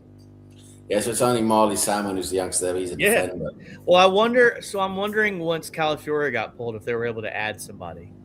And we just they might have had someone on the bench. Yeah, I'm not sure who that would be. Yeah, but there's nobody on here that I really want to see play the second half of the game. I mean, I guess you could put Gabrielle in there to kind of swap out for Saliba, but we still got Wednesday at Wolves, and I mean, I guess you could throw Yorkeres on there and see if he can get 3 goals, but no, I think I want to save them really. Yeah, I mean, it's looking at this like there's no kids on this lineup, like, and I think it makes sense when you go back and you look at. Now here's what you could do, and this is just me thinking from a manager perspective. Okay, originally I had Lewis Skelly in the midfield. Let me throw Hincapie in there, pull Saka off, and then I can end up, what did I want to see with Lewis Skelly in the midfield? Yeah, you could put Hincapie at left back and put Lewis Skelly in the midfield. Yep, that could happen. So if you're starting to think about fitness levels here, like Martinelli, you're probably playing the whole game. Jesus, you could probably, if you do bring Yorkeres on, Jesus could push over to that right side, depending on, because you're thinking about Saka's fitness levels, right? Because when he came on Thursday, he didn't look like he didn't look.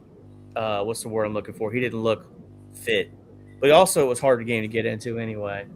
But I mean, again, like this is the weird thing. So like maybe my mind works like this. I'm always thinking about, okay, what's next? Wolves Wednesday. You got Spurs on Sunday. That's a new manager. Like that, I'm starting my mind. I'm not the manager, but I'm starting to like, because we're 4 points clear in the league. You're going to go through to the 5th round of the FA Cup unless you like literally just, if everybody just stops playing, then Wigan will come back. I mean, I don't think you really need to bring on anyone really. You try and see if they can help, unless they get really tired. Yeah. Give them maybe bring on some substitutes with 5 minutes left or something, just to, if they're really exhausted. Yeah. But yeah, I want to try and save the regular starters as much as possible for that. Yeah. No Declan Rice today at all, period. Yeah, Declan, you don't want to see Declan Rice play. That guy needs a little bit of a break, even though he's got absolutely incredible stamina. But yeah, I mean, and I was texting a buddy about this week. We were talking about Havertz, and getting injured again. And it's like, I was like, this is kind of the thing too, right? If a player's given the opportunity to go play, they're going to go play. Like somebody, I remember it was something they were talking on TalkSport. I guess it was Enzo Maresca, was complaining about the medical staff telling them how many minutes people got, and their reaction. And their reaction is like, what would you say as a manager if the medical staff told you he can only do 60 minutes? And like, I wouldn't listen to them. Like, but again, like you have to have these fail safes, right? You have to have someone that says, hey, look, this guy can play for you today, but we should monitor his minutes, because you're also thinking about the next game as well, too.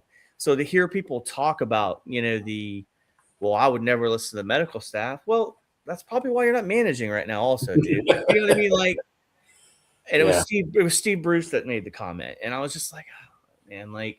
And that's why Steve Bruce doesn't have a job. Yeah.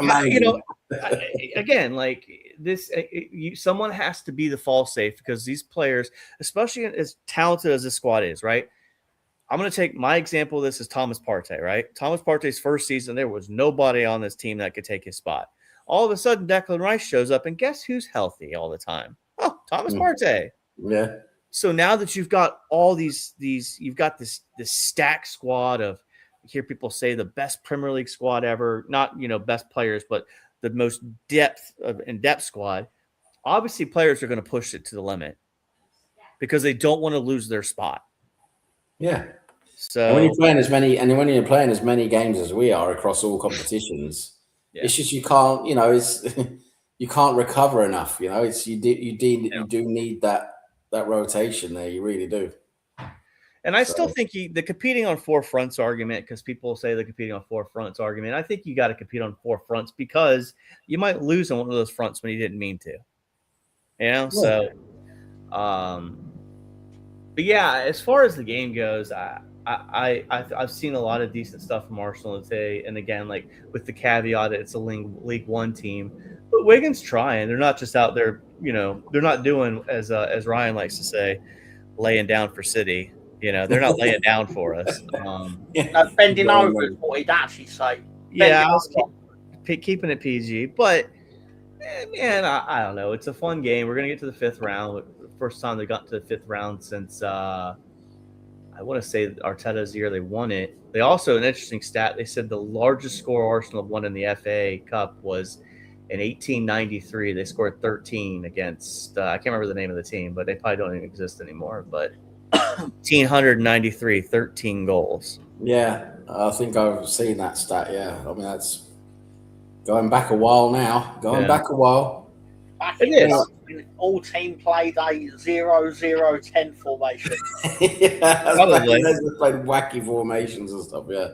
Well, it's like there's a college football story. The Georgia Tech Yellow Jackets beat a team 222-0, and the reason that they did that is, I guess, Cumberland University is the name of it. They ended up fielding like some professional players in their baseball team and beat Georgia Tech. So John Heisman, who's the coach of Georgia Tech, was like, so Yorkeres is coming on at halftime now, probably for Jesus. But I guess the point of the story, no, he's not coming for Jesus. I don't know. I'll let you know he's coming on for in a second. So when did that story happen?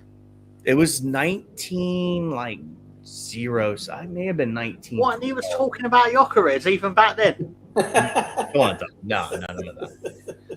But I guess the whole thing of the story is that they fielded these professional players, and then on top of that, basically the football team, they wanted to cancel the game because John Heisman had found out. It got to a point in that game they were punting on first down because they didn't want nothing to do with it, and he just kept running up the score. So biggest defeat ever. But yeah, I'm guessing. If you think about some of those 1800 FA Cup games, because we've talked about the history of the game and everything. I guarantee, because based the way these clubs were built around like certain factories and certain industries, right? Like some people kick some people's ass just because they had a bad business deal. Yeah, probably. Yeah. Like Arsenal and Wigan, there's no personality there. But if there was, what Arsenal came from doing guns and everything, and I don't even know what Wigan's thing was, but you never know, man. These people, these rich people running these factories and. There was a lot of class rivalry back in the day as well, because there was and factory there could definitely be like local stuff going on. Yeah, I mean that's the good old days. Too funny. Yeah, so Yorkeres came on for Saka and everything, but that makes sense. Saka rest. Yeah, I mean he looked really good in that first 45. It looked like he was playing in like a 10 role, man. Like he wasn't playing the wing. Yeah. So there's that aspect of that, which again, like I think you get gifts in life, right? When you're in these tournaments, when you get yourself a League One opponent where you can try different things. I know Tony's big thing is play the kids in the League Cup, but I think you also need to test things tactically too to see if you can make some changes. And maybe, hey, we have to think about this. You can take a chance against teams you're a lot stronger than. Mm-hmm. Yeah. You can take chances in those games, but at the end of the day, you still want to win, though, right? That's the thing, we do want the silverware. So, I mean, Arsene Wenger didn't give a shit about the League Cup, but now, Arteta, he's like, let's try and win this thing. So, well, I feel like he's always really tried with the League Cup, right? Because we've made it to the semifinals at least 3 years under him now. You had the defeat against Liverpool, and then of course last year against Newcastle. But again, think about who he managed under Pep. Yeah. If as dumb as it sounds, and the Community Shield, I know people say it's not a trophy and whatever, and I'm not here to argue that, but I bet you Pep hates losing it. Oh yeah, absolutely. But I remember Wenger, he hated the League Cup. And he used to. I remember that time we actually got to the final with our like weakened team. We managed to get through to the final, and he still put like most of that weakened team in the final. I remember we played with a young. That was against Chelsea. We lost, but he played with a young Theo Walcott, very young Theo Walcott, who was playing quite well in the League Cup. He played with him in the final. It's like, he doesn't want to win. Yeah. Yeah, and that's funny how that goes too. But But yeah, I mean, so Tom, your team pushed through, right? Won on penalties. All right, you'll take it. Yep. That's Tom good. was quite pleased with that, wasn't you, Tom? Yeah, I wasn't unpleased. Never. You look so enthusiastic about it, Tom. You look really enthusiastic.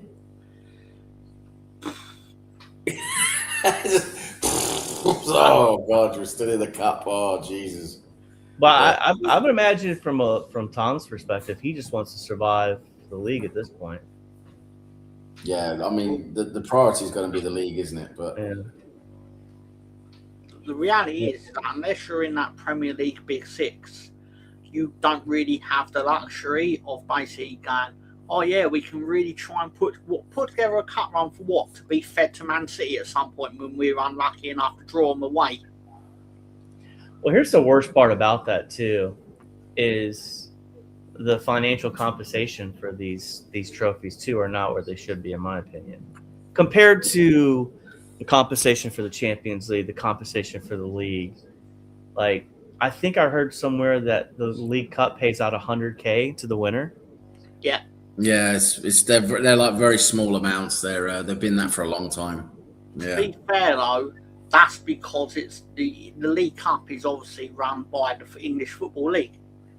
So Yeah. technically, they don't have the money to start giving away millions to everyone. They don't have the same amount of money. That's true. Yeah.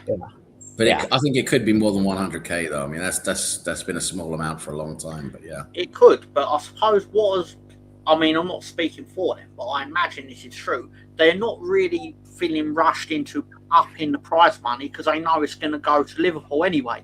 Or, you know what I mean? Like, it's one of the big teams. It'd be Arsenal or Man City this year, and it's not like you really need the one. Like, let's just say you made it £1 million to the winner. Not like you really need that. And that's probably why it isn't that now. Thing is, though, it's still prize money, though, isn't it? So it should still probably be more than 100K, but which has been I think it's been that for a long time. Yeah. I don't disagree. I'm just saying that's probably why they're not in a rush to increase it, because they know no one takes it seriously. So why increase it for no one taking it seriously? Yeah, I mean, it could be a consideration.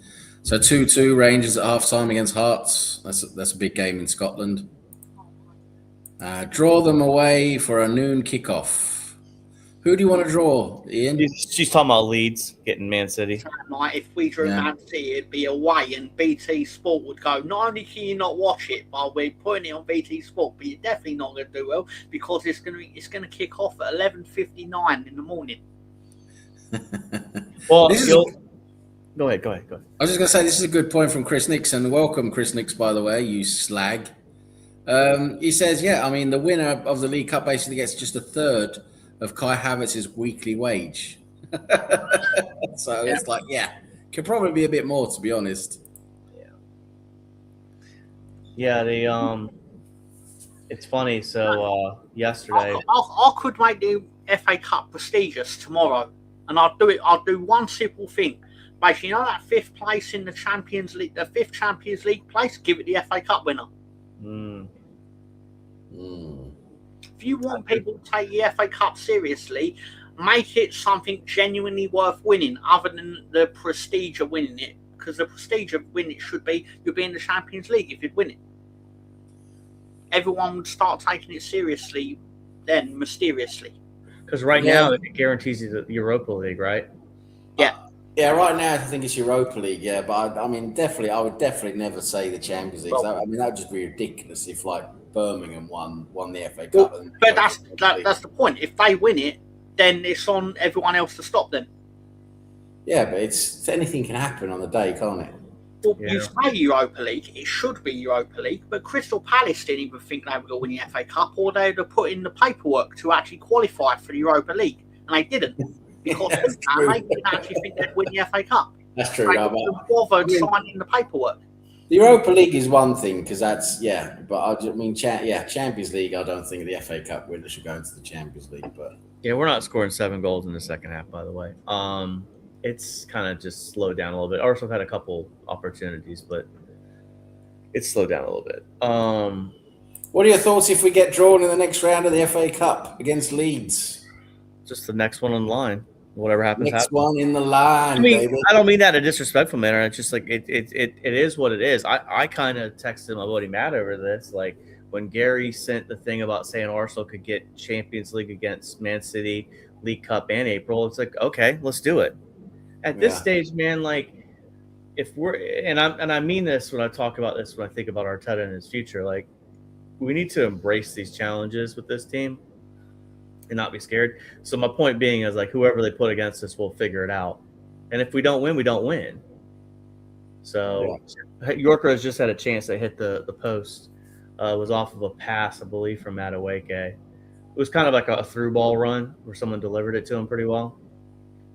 So this is Yorker's kind of game because he's a flat track bully. Yeah, this is absolutely a bully. Well, I mean, it's funny. So I actually was going to send this link to you guys in the chat last night. Tom, you wouldn't have cared one bit. It was an Arsenal thing, but it was talking about, and it was a good point. It's from James from the Goonerverse, the guy who used to be on ATV, and he was talking about, yes.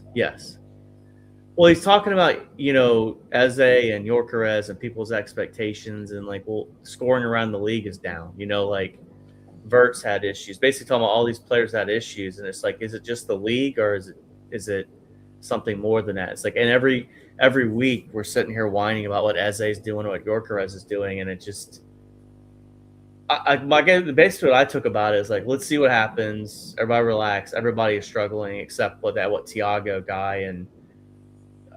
I saw a really interesting like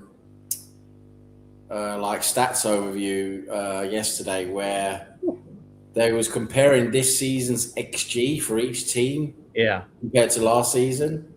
And because we're looking at the chance creation and stuff, we're saying the Premier League's like a lot more competitive this year and everything. And basically every single team's XG has gone down so far this season compared to the same point at last season. And the only team that has a better XG than last season is Man United. Every other team has a lower XG at this point of the season. So, it's quite interesting to see that it's not just Arsenal, but every team is creating less because I suppose it's more competitive. I think that's probably a big reason behind it. Well, I mean, look at Spurs. They're fourth in the Champions League, or they finished in the group phase, but they're 16th, 17th in the league.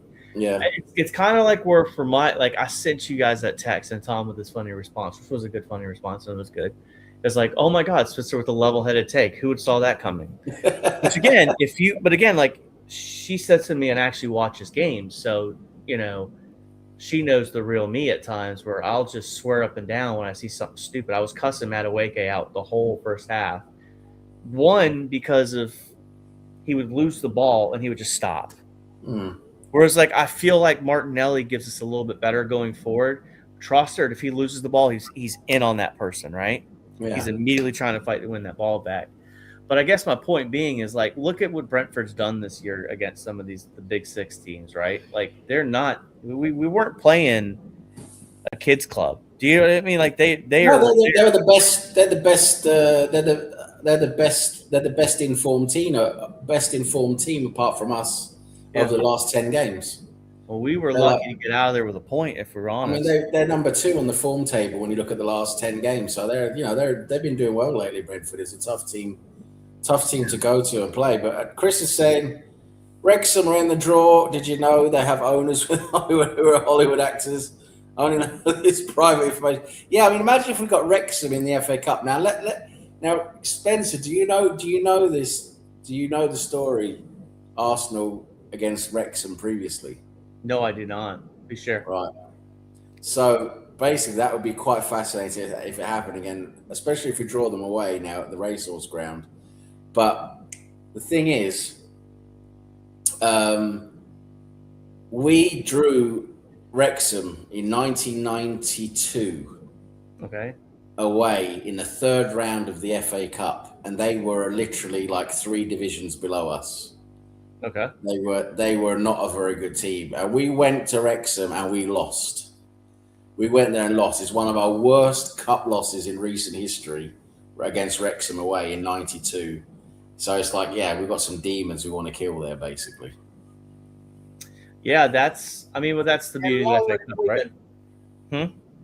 They were lower than Wigan are now. I mean, Wigan's flirt with League Two right now. If you look at the standings, yeah, I believe they were the equivalent of now what is League Two. Yeah.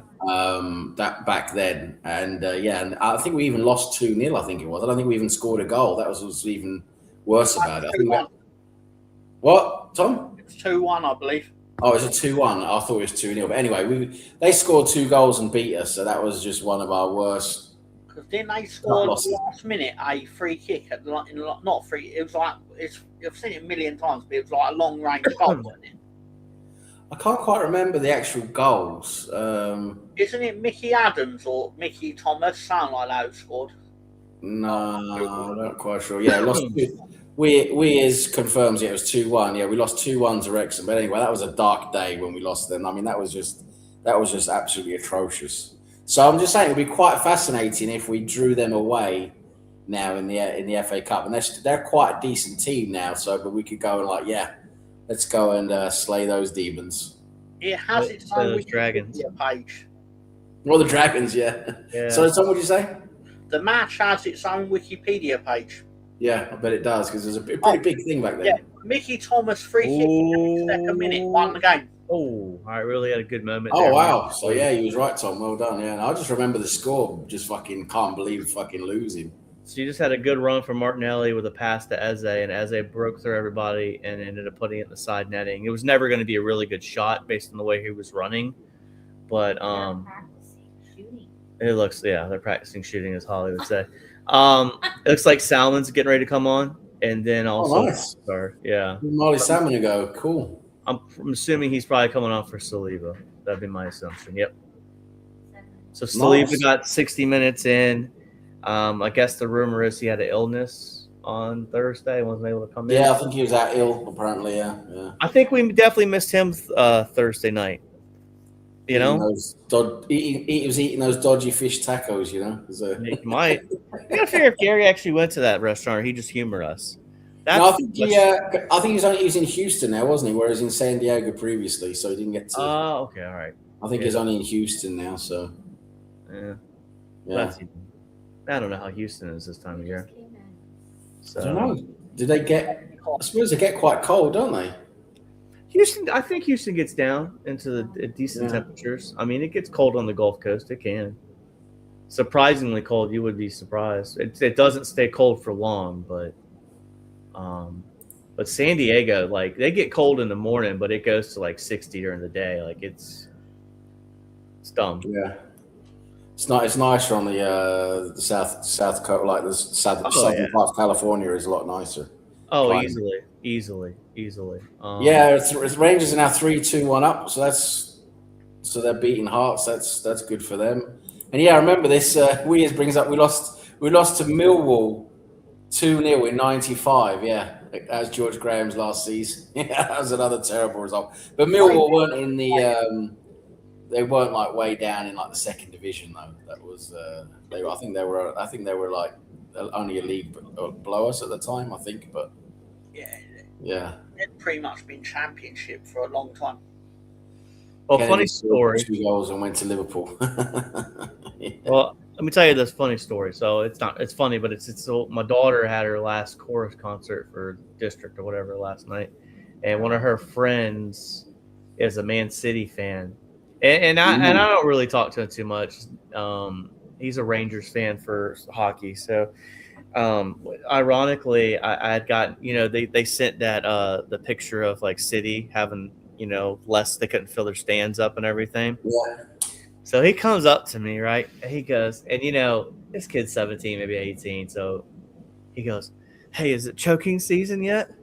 And I said, "What'd you say?" He said, "Is it choking season?" I said, "Man, Arsenal 4 points clear, man. Just y'all need to figure it out." And then he started walking away because he was trying to be. He was stuttering a little bit too, so I kind of messed him a little bit. Maybe I'm a little scary and intimidating to some of Ashley's friends, but he's a good kid. But ironically, I said, "Look, man," I said, "I heard Arsenal, we don't have enough seats for our season ticket holders, and you guys don't use all your allotment anyway at your own stadium. So why don't you send 10,000 tickets to our club, and we can actually have a big club fill out the stands. He just walked off, but he didn't have that. Like, it was too funny though. But I thought it was the poor kid. About English football. Yes. Poor kid, you got him. Yeah. He couldn't. I got him, partner. I got him. Got him. It's funny though. He like I said, he don't really mess a lot, but I guess Ashley. Yeah, he does. Well, he don't mess with me too much because I normally I don't talk to him, but I had Ashley talk trash to him one time in the in her Snapchat thing. It was pretty funny. So I guess she said, "Oh, it was my dad." So yeah, he had to get me back. So I earned that one. But choking. Good job you put those little heathens in their place. Yeah, you gotta Gotta set him right. Yeah, set them right. Set them right. That's it. Set them right. Yeah. Well, Arsenal have had a couple chances here in the second half, but they haven't really put anything together. Maybe Gyökeres try to score. You're not treating it like you're playing Leeds United, basically. Well, we need Leeds United out there, man. We need 9 goals. We need 9 goals. I mean, I'd like to see Salmon though. I wish I was watching Salmon to see how he was doing because he's getting 30 minutes, so that's pretty cool. yeah. He's just playing the spot that Saliba's got.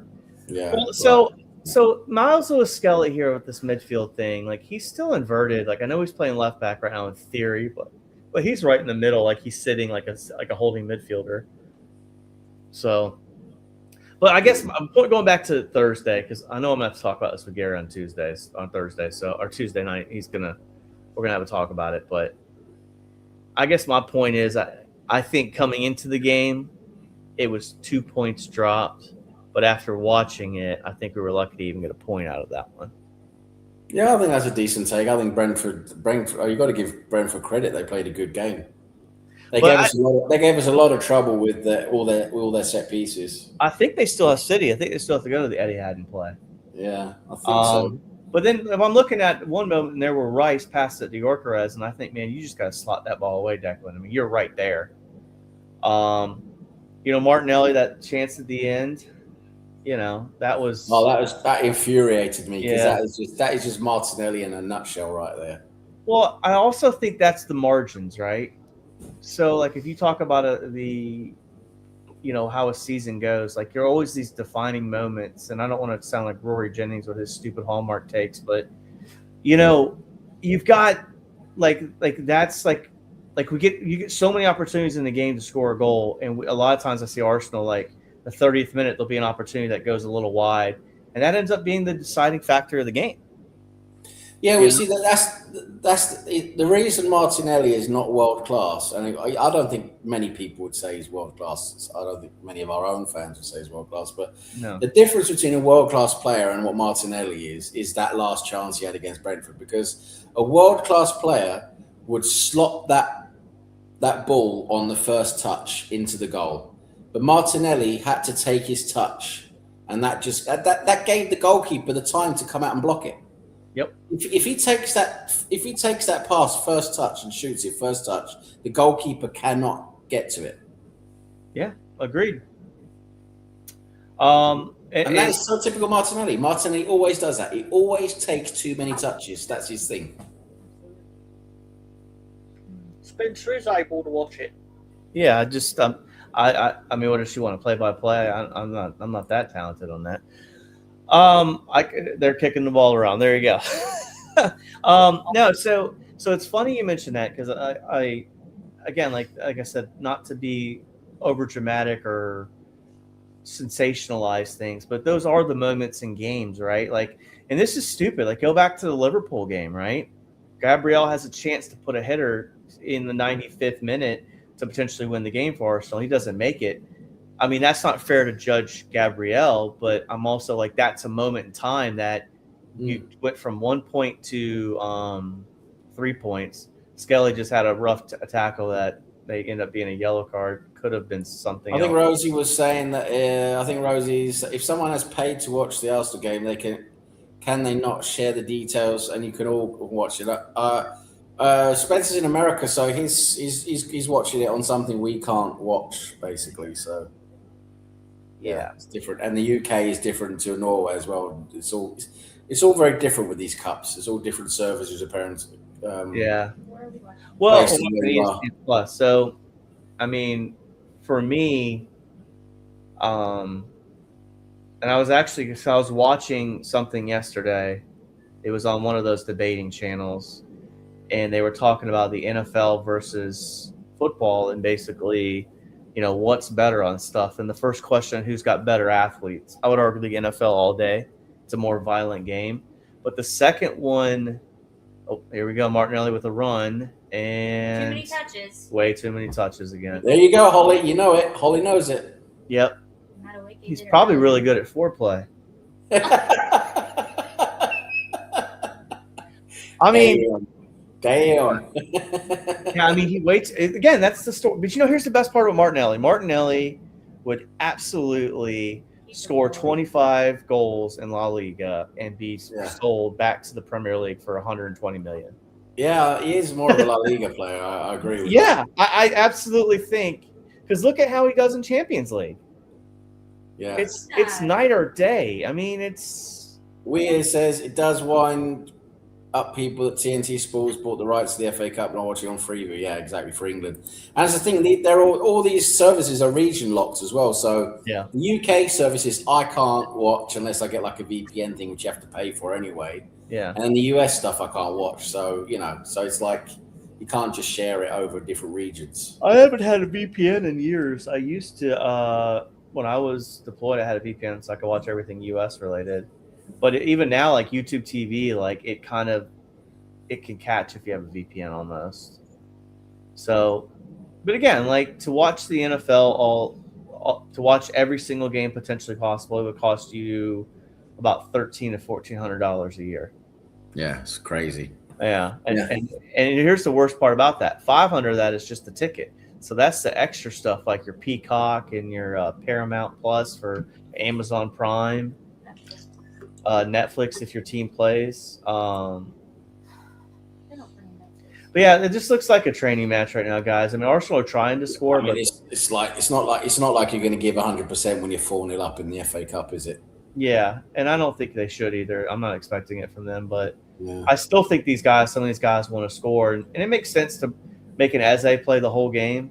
How's Salmon looked? Has he had any decent touches on that yet, or? He's had a couple opportunities on the ball, but he's playing most of the defense. So,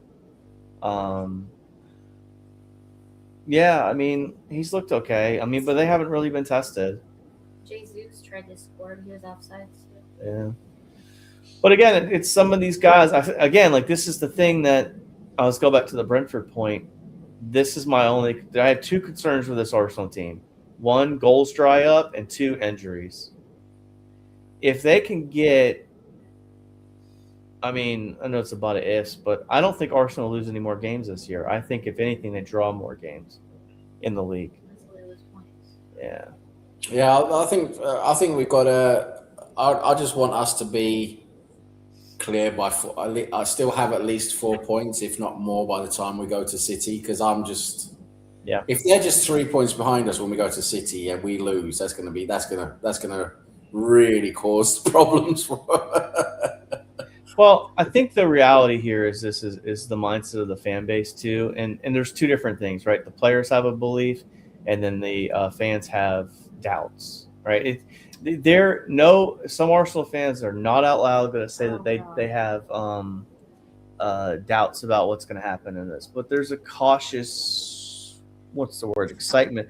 But even in a normal year, regardless, you just change the badges, right? And it doesn't matter who it is. 4 points is nothing in February, period. I mean, that's basically that's 2 games, right? So it's a win and a draw. There's a lot of games left. There's 12 games left in the season over the next 3 months. But the thing is, though, psychologically, I mean, and we've seen it happen to quite a few teams. Is if you're only 3 points ahead, or even just a few points ahead, and you play that rival who's behind you, like when there's like 5 games left or 6 games left, and then you lose that game, and they either come up level to you or just like 1 point behind you. That we've seen quite a few times, and then that rival team or the team coming up behind will go on and win, because it does have an effect on the team that's been ahead. It's difficult to keep that going. Yeah. Just had a I good. feel we're in a lot better position this year, though. I do feel we have a better mentality. We've got a better squad.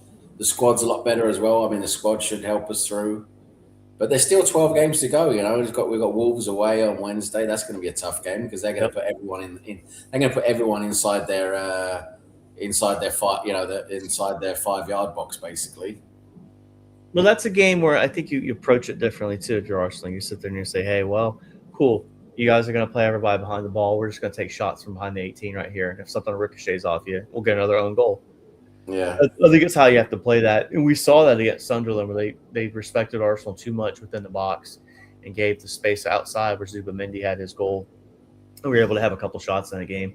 Need Havertz back. And I think this is the thing here. Havertz is a more direct player than I think Eze and Odegaard is. Yeah. It's really strange. I mean, it just shows you how important like different player combinations is and what different players do, because it is strange how, well, not strange, but you can definitely see that when Havertz plays, we do look better. We really do when he plays.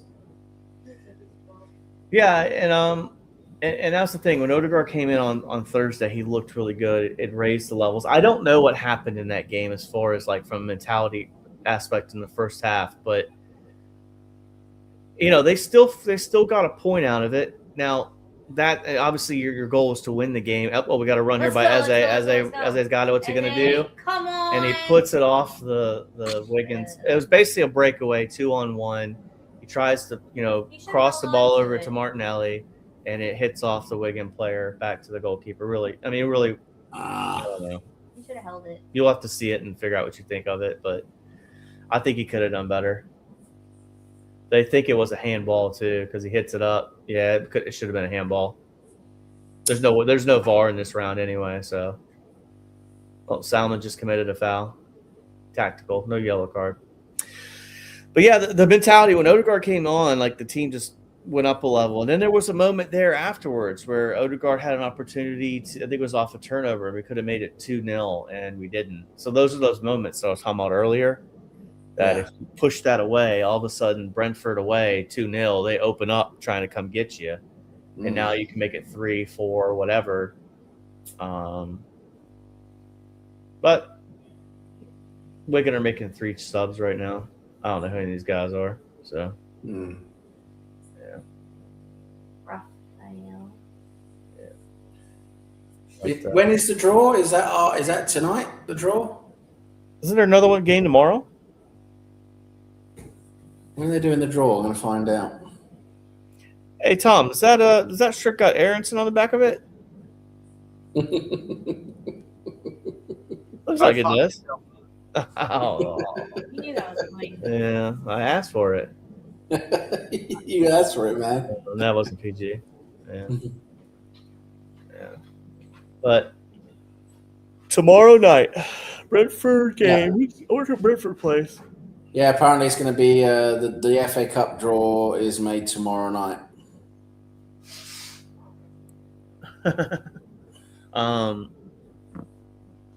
Yeah, so I figure Arsenal would have put 2 more goals in by now, but Ben White's now down. And I guess Zubamendi's coming on now, which probably means no guard falls to the back line, and they push to the back line. Yeah. Is he in the backfield? The back line, yeah. It's a legitimate term. You're going to probably push, but no guard to center back, and Salmon to fullback. That'd be my thoughts. Which again, that would probably allow Salmon to be a little bit more forward progressive thinking. But Ben White just came off. I think he's all right, but yeah, still raining at the Emirates, but So who would you say has been the player of the match so far then? Eze. Eze, okay, cool. Yeah. I mean, he had the 2 really good passes early. Well, at Yeah. least, I mean, it might give him some confidence, right? Even though he's only playing Wigan, it might give him a little bit of confidence because, I mean, let's face it, you know, he hasn't been good, has he, when he's played games for us lately? I feel like he was not good. I mean, obviously he wasn't good Thursday. I feel like the Carabao Cup game, he had a couple of passes. What was that? The Carabao Cup game? Which game was that? The Carabao Cup game, he had a couple good passes in that game. Yeah, against Chelsea. The Sunderland game, I think he's, again, when I watched him play, I just don't know. I don't want to be hard on him because I just made this big deal about players around the league and what were expectations, and I almost want to push him to the left wing, man. And my thought process is also, and again, I know Gary loves Nwaneri. I know he loves him. But there's not a player I've been more infuriated that's out on loan right now than Ethan Nwaneri. Well, I don't know if we can recall him, but I've been reading that we're thinking about recalling him because Marseille is just collapsing at the moment. I wonder if someone said they didn't have a recall clause on it, but I would imagine that if you're not living up to the terms and conditions of the loan, then why can I not cancel it? Yeah, I mean, that would make sense, wouldn't it? But sometimes there are clauses where you can't recall them. They can't be recalled. Yeah. But, I mean, yeah. He's somebody I think we need right now. And it's not, and I'm well, not yeah, because it's the Havertz injury, right? With the Havertz injury, it's like, yeah, it would be good to have him there as an extra player to bring in. I'll tell you who looks good is Mascara looks good. Mascara is I mean, he is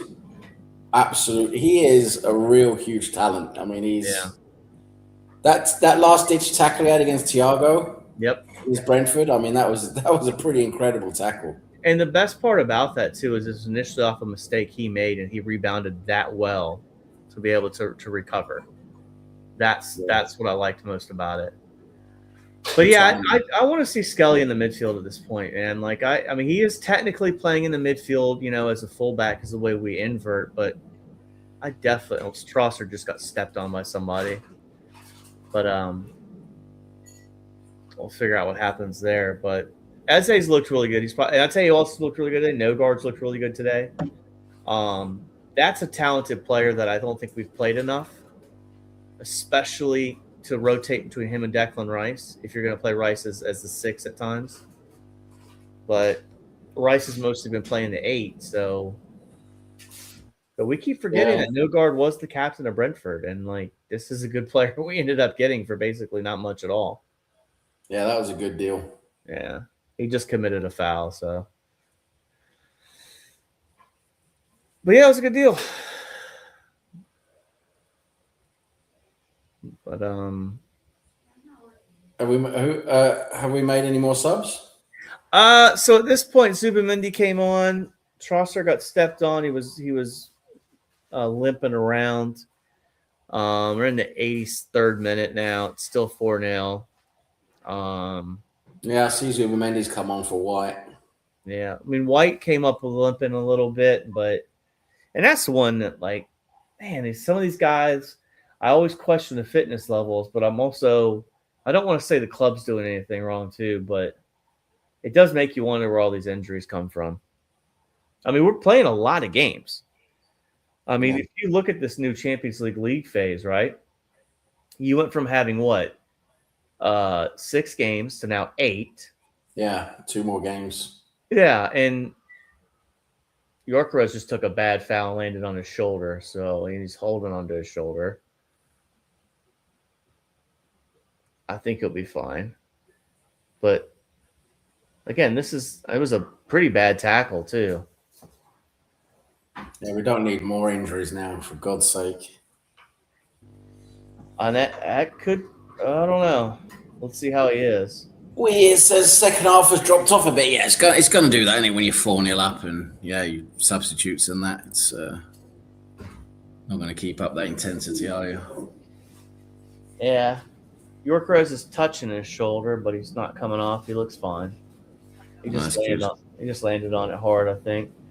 But you know, I mean the levels have dropped for sure.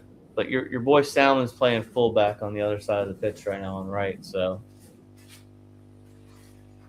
But Yeah, I mean it's good to see him get a half an hour though. See what's bring him in. Well, Tony loves to talk about the kids and Wenger with the Carabao Cup, and he dies on that hill, and me and Gary disagree with them, and of course he'll probably bring it up tomorrow on Tuesday. But I mean, I think the time for development, man. With this squad right now, you just got to go win. Like, I hope we see Max Dowman come back soon. I think he's due to come back in another couple of weeks or so. And I almost had the 5th goal. Martinelli was this cross from Zubamendi. And the keeper got it. It should have been a goal, but I think Max Dowman might be the reason why Waneri's not going to come back from loan. I think because Max Dowman's, I think he's pretty close to coming back from injury. But is that what we want to do, though? If we think about it, is Dowman further along in development than Nweri in their eyes? No, but it's like Waneri needs to play more minutes, right? So that's why he went to Marseille. Whereas Dowman can fill the emergency role if we need it. Yeah. Or give us, hey, we're playing 16th place in the Premier League, whoever that is, don't care. And not trying to pick a team out, but hey, Dowman, we need you to come on for 30 minutes. Yeah, I mean, Dowman is he's going to come on for 20 minutes. And then go play the U21 game next week. Whenever you want to play, you want him starting games, basically. So, yeah, but there's a lot of crap going on at Marseille now, though, so let's see what happens. Maybe. Where did De Zerbi end up? So we've got. Well, he hasn't gone anywhere. I mean, he hasn't gone anywhere yet. He's just resigned, but he hasn't. I don't think he's been hired anywhere yet. But the sporting director of Marseille has also just resigned. Thetford's about to come on for Kepa. Oh, why? To use that 5th sub, I guess. Kepa's fine. I'm just like, why? Why are you bringing on? Why are you bringing on a young goalkeeper for the last few minutes? Why? Oh my god! I don't know. But again, like we had that. This is one of those games. Like, so if you look back at this one today, all right, 4-0, you're gonna win. Okay, next round, great. But Eze picks up some mojo because there's got to be doubts in Eze's mind. There has to be because, I mean, he did pick, and I know Arsenal were his boyhood club or whatever, but I mean, you're talking about our fan base, our toxic as fuck fan base, right? Yeah, it's true. Tom, where'd Tom go? Toxic. he's there. He's just in the dark. Oh no. I didn't see. Oh, I know what happened. He hopped out of his chair and he's walking around now. He didn't even hear that. That's not fair. I'll have to get him back. Yeah, as I was saying, Tom could have told us how toxic our fan base is, which it is. Yeah, it's toxic. We've got a lot of real big idiots in our fan base. It's horrific, man. I was thinking about one of them, and I'm not pointing this at person out, but someone who likes to say, everybody calls me negative. You're not negative. You're annoying. There's a difference. So, I'm not mentioning any names. But yeah, our fan base has been really kind of hard on him, and I guess you could argue 90 million, sure, but man, like I think he's played well today. I know it's a League One team, but this is a guy who, I mean, I sent a text to my buddy Matt last night, and we were joking around about Seffer just took a cross from a free kick and he won it over the players, which is really good from him. Presence in the box. We're just getting subbed on, right?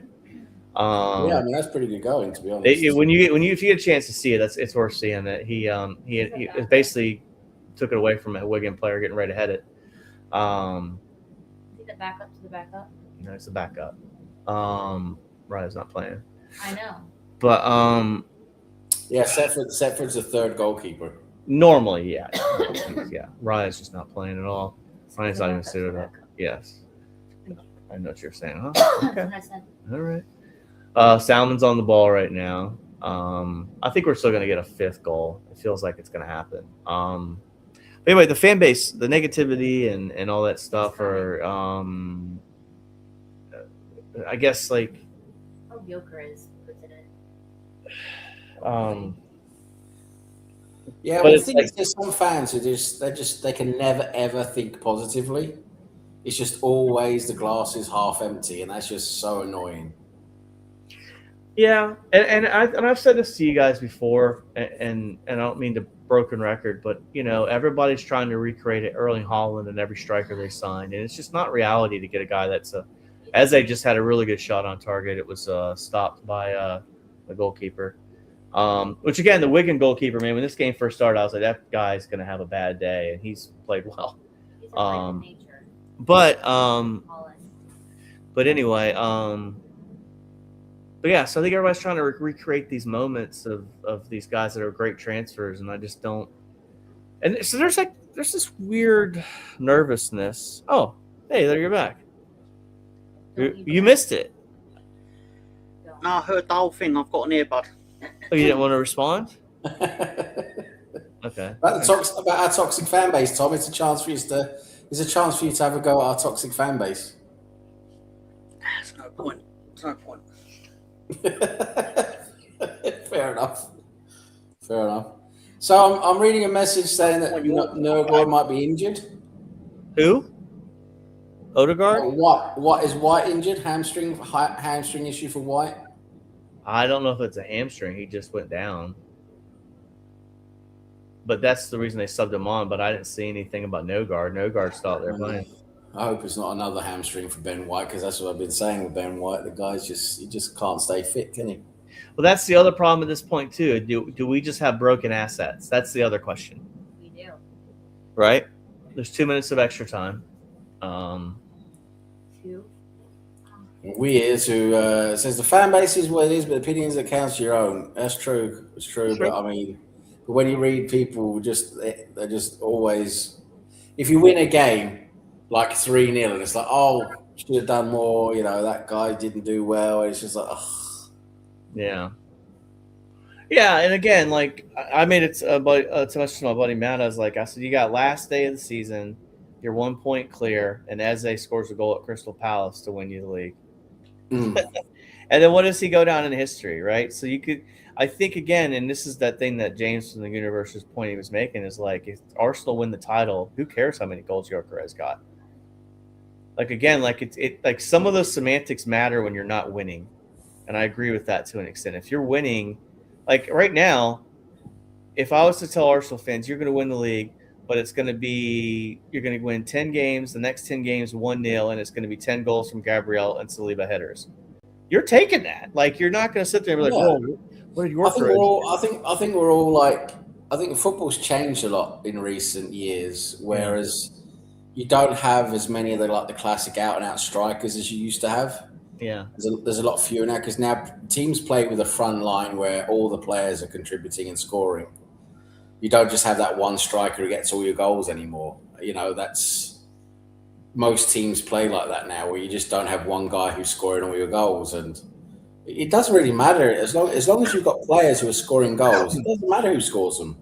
It really doesn't. What matters is the goals, and and the amount of goals you score. That's what matters. It doesn't matter who's scoring them. Yeah, I mean, full time 4-0 win on to the next round. Good. Yeah, that's good. We're through to the next round. Then see who we draw on Monday night, tomorrow night. See who we get. So the best part about this. Have you had? Go ahead. She wants to ask. Have you had this yet? Oh shoot, you can't see it. It's called it's the Red Bull Ice Vanilla Berry, the blue one. Not heard of that.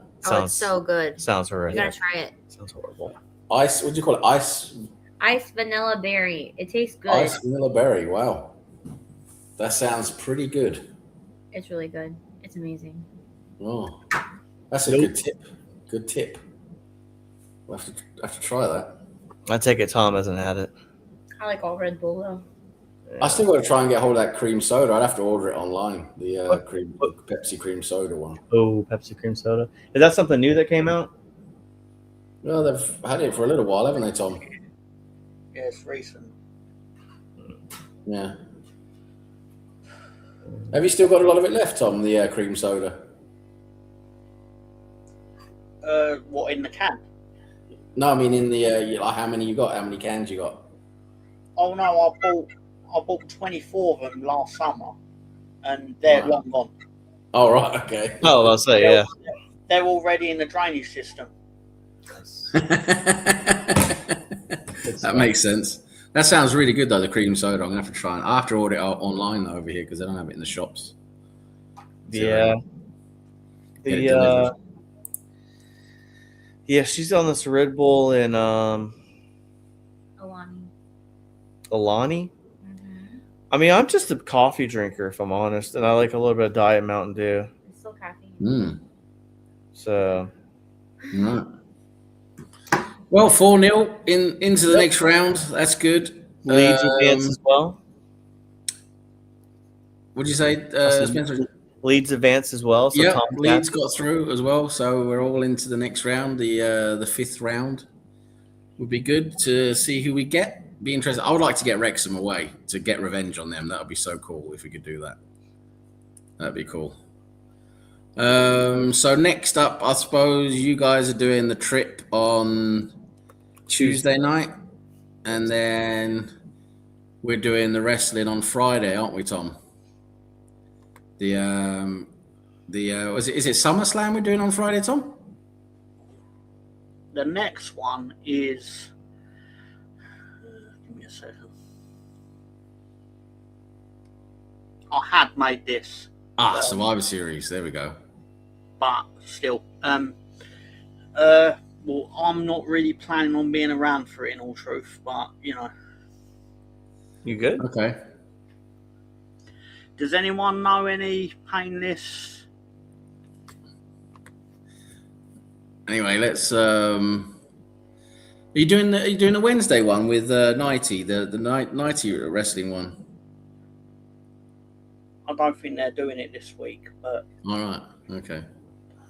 Fair enough. Anyway, next Saturday, probably back with Gary. I think Gary's back next Saturday for the road trip. And we're playing Wolves, aren't we, midweek? And then we've got Tottenham on Sunday, the big derby. Be cool to see. Yep. But yes, anyway, thanks for coming on, Spencer. Been good to see you. And Holly, good to see you. Thanks for coming on, Tom. And we'll see everyone again on the next one. All right, now take care, everybody. See you laters. Life is a journey. Don't waste the trip. Enjoy the ride. There you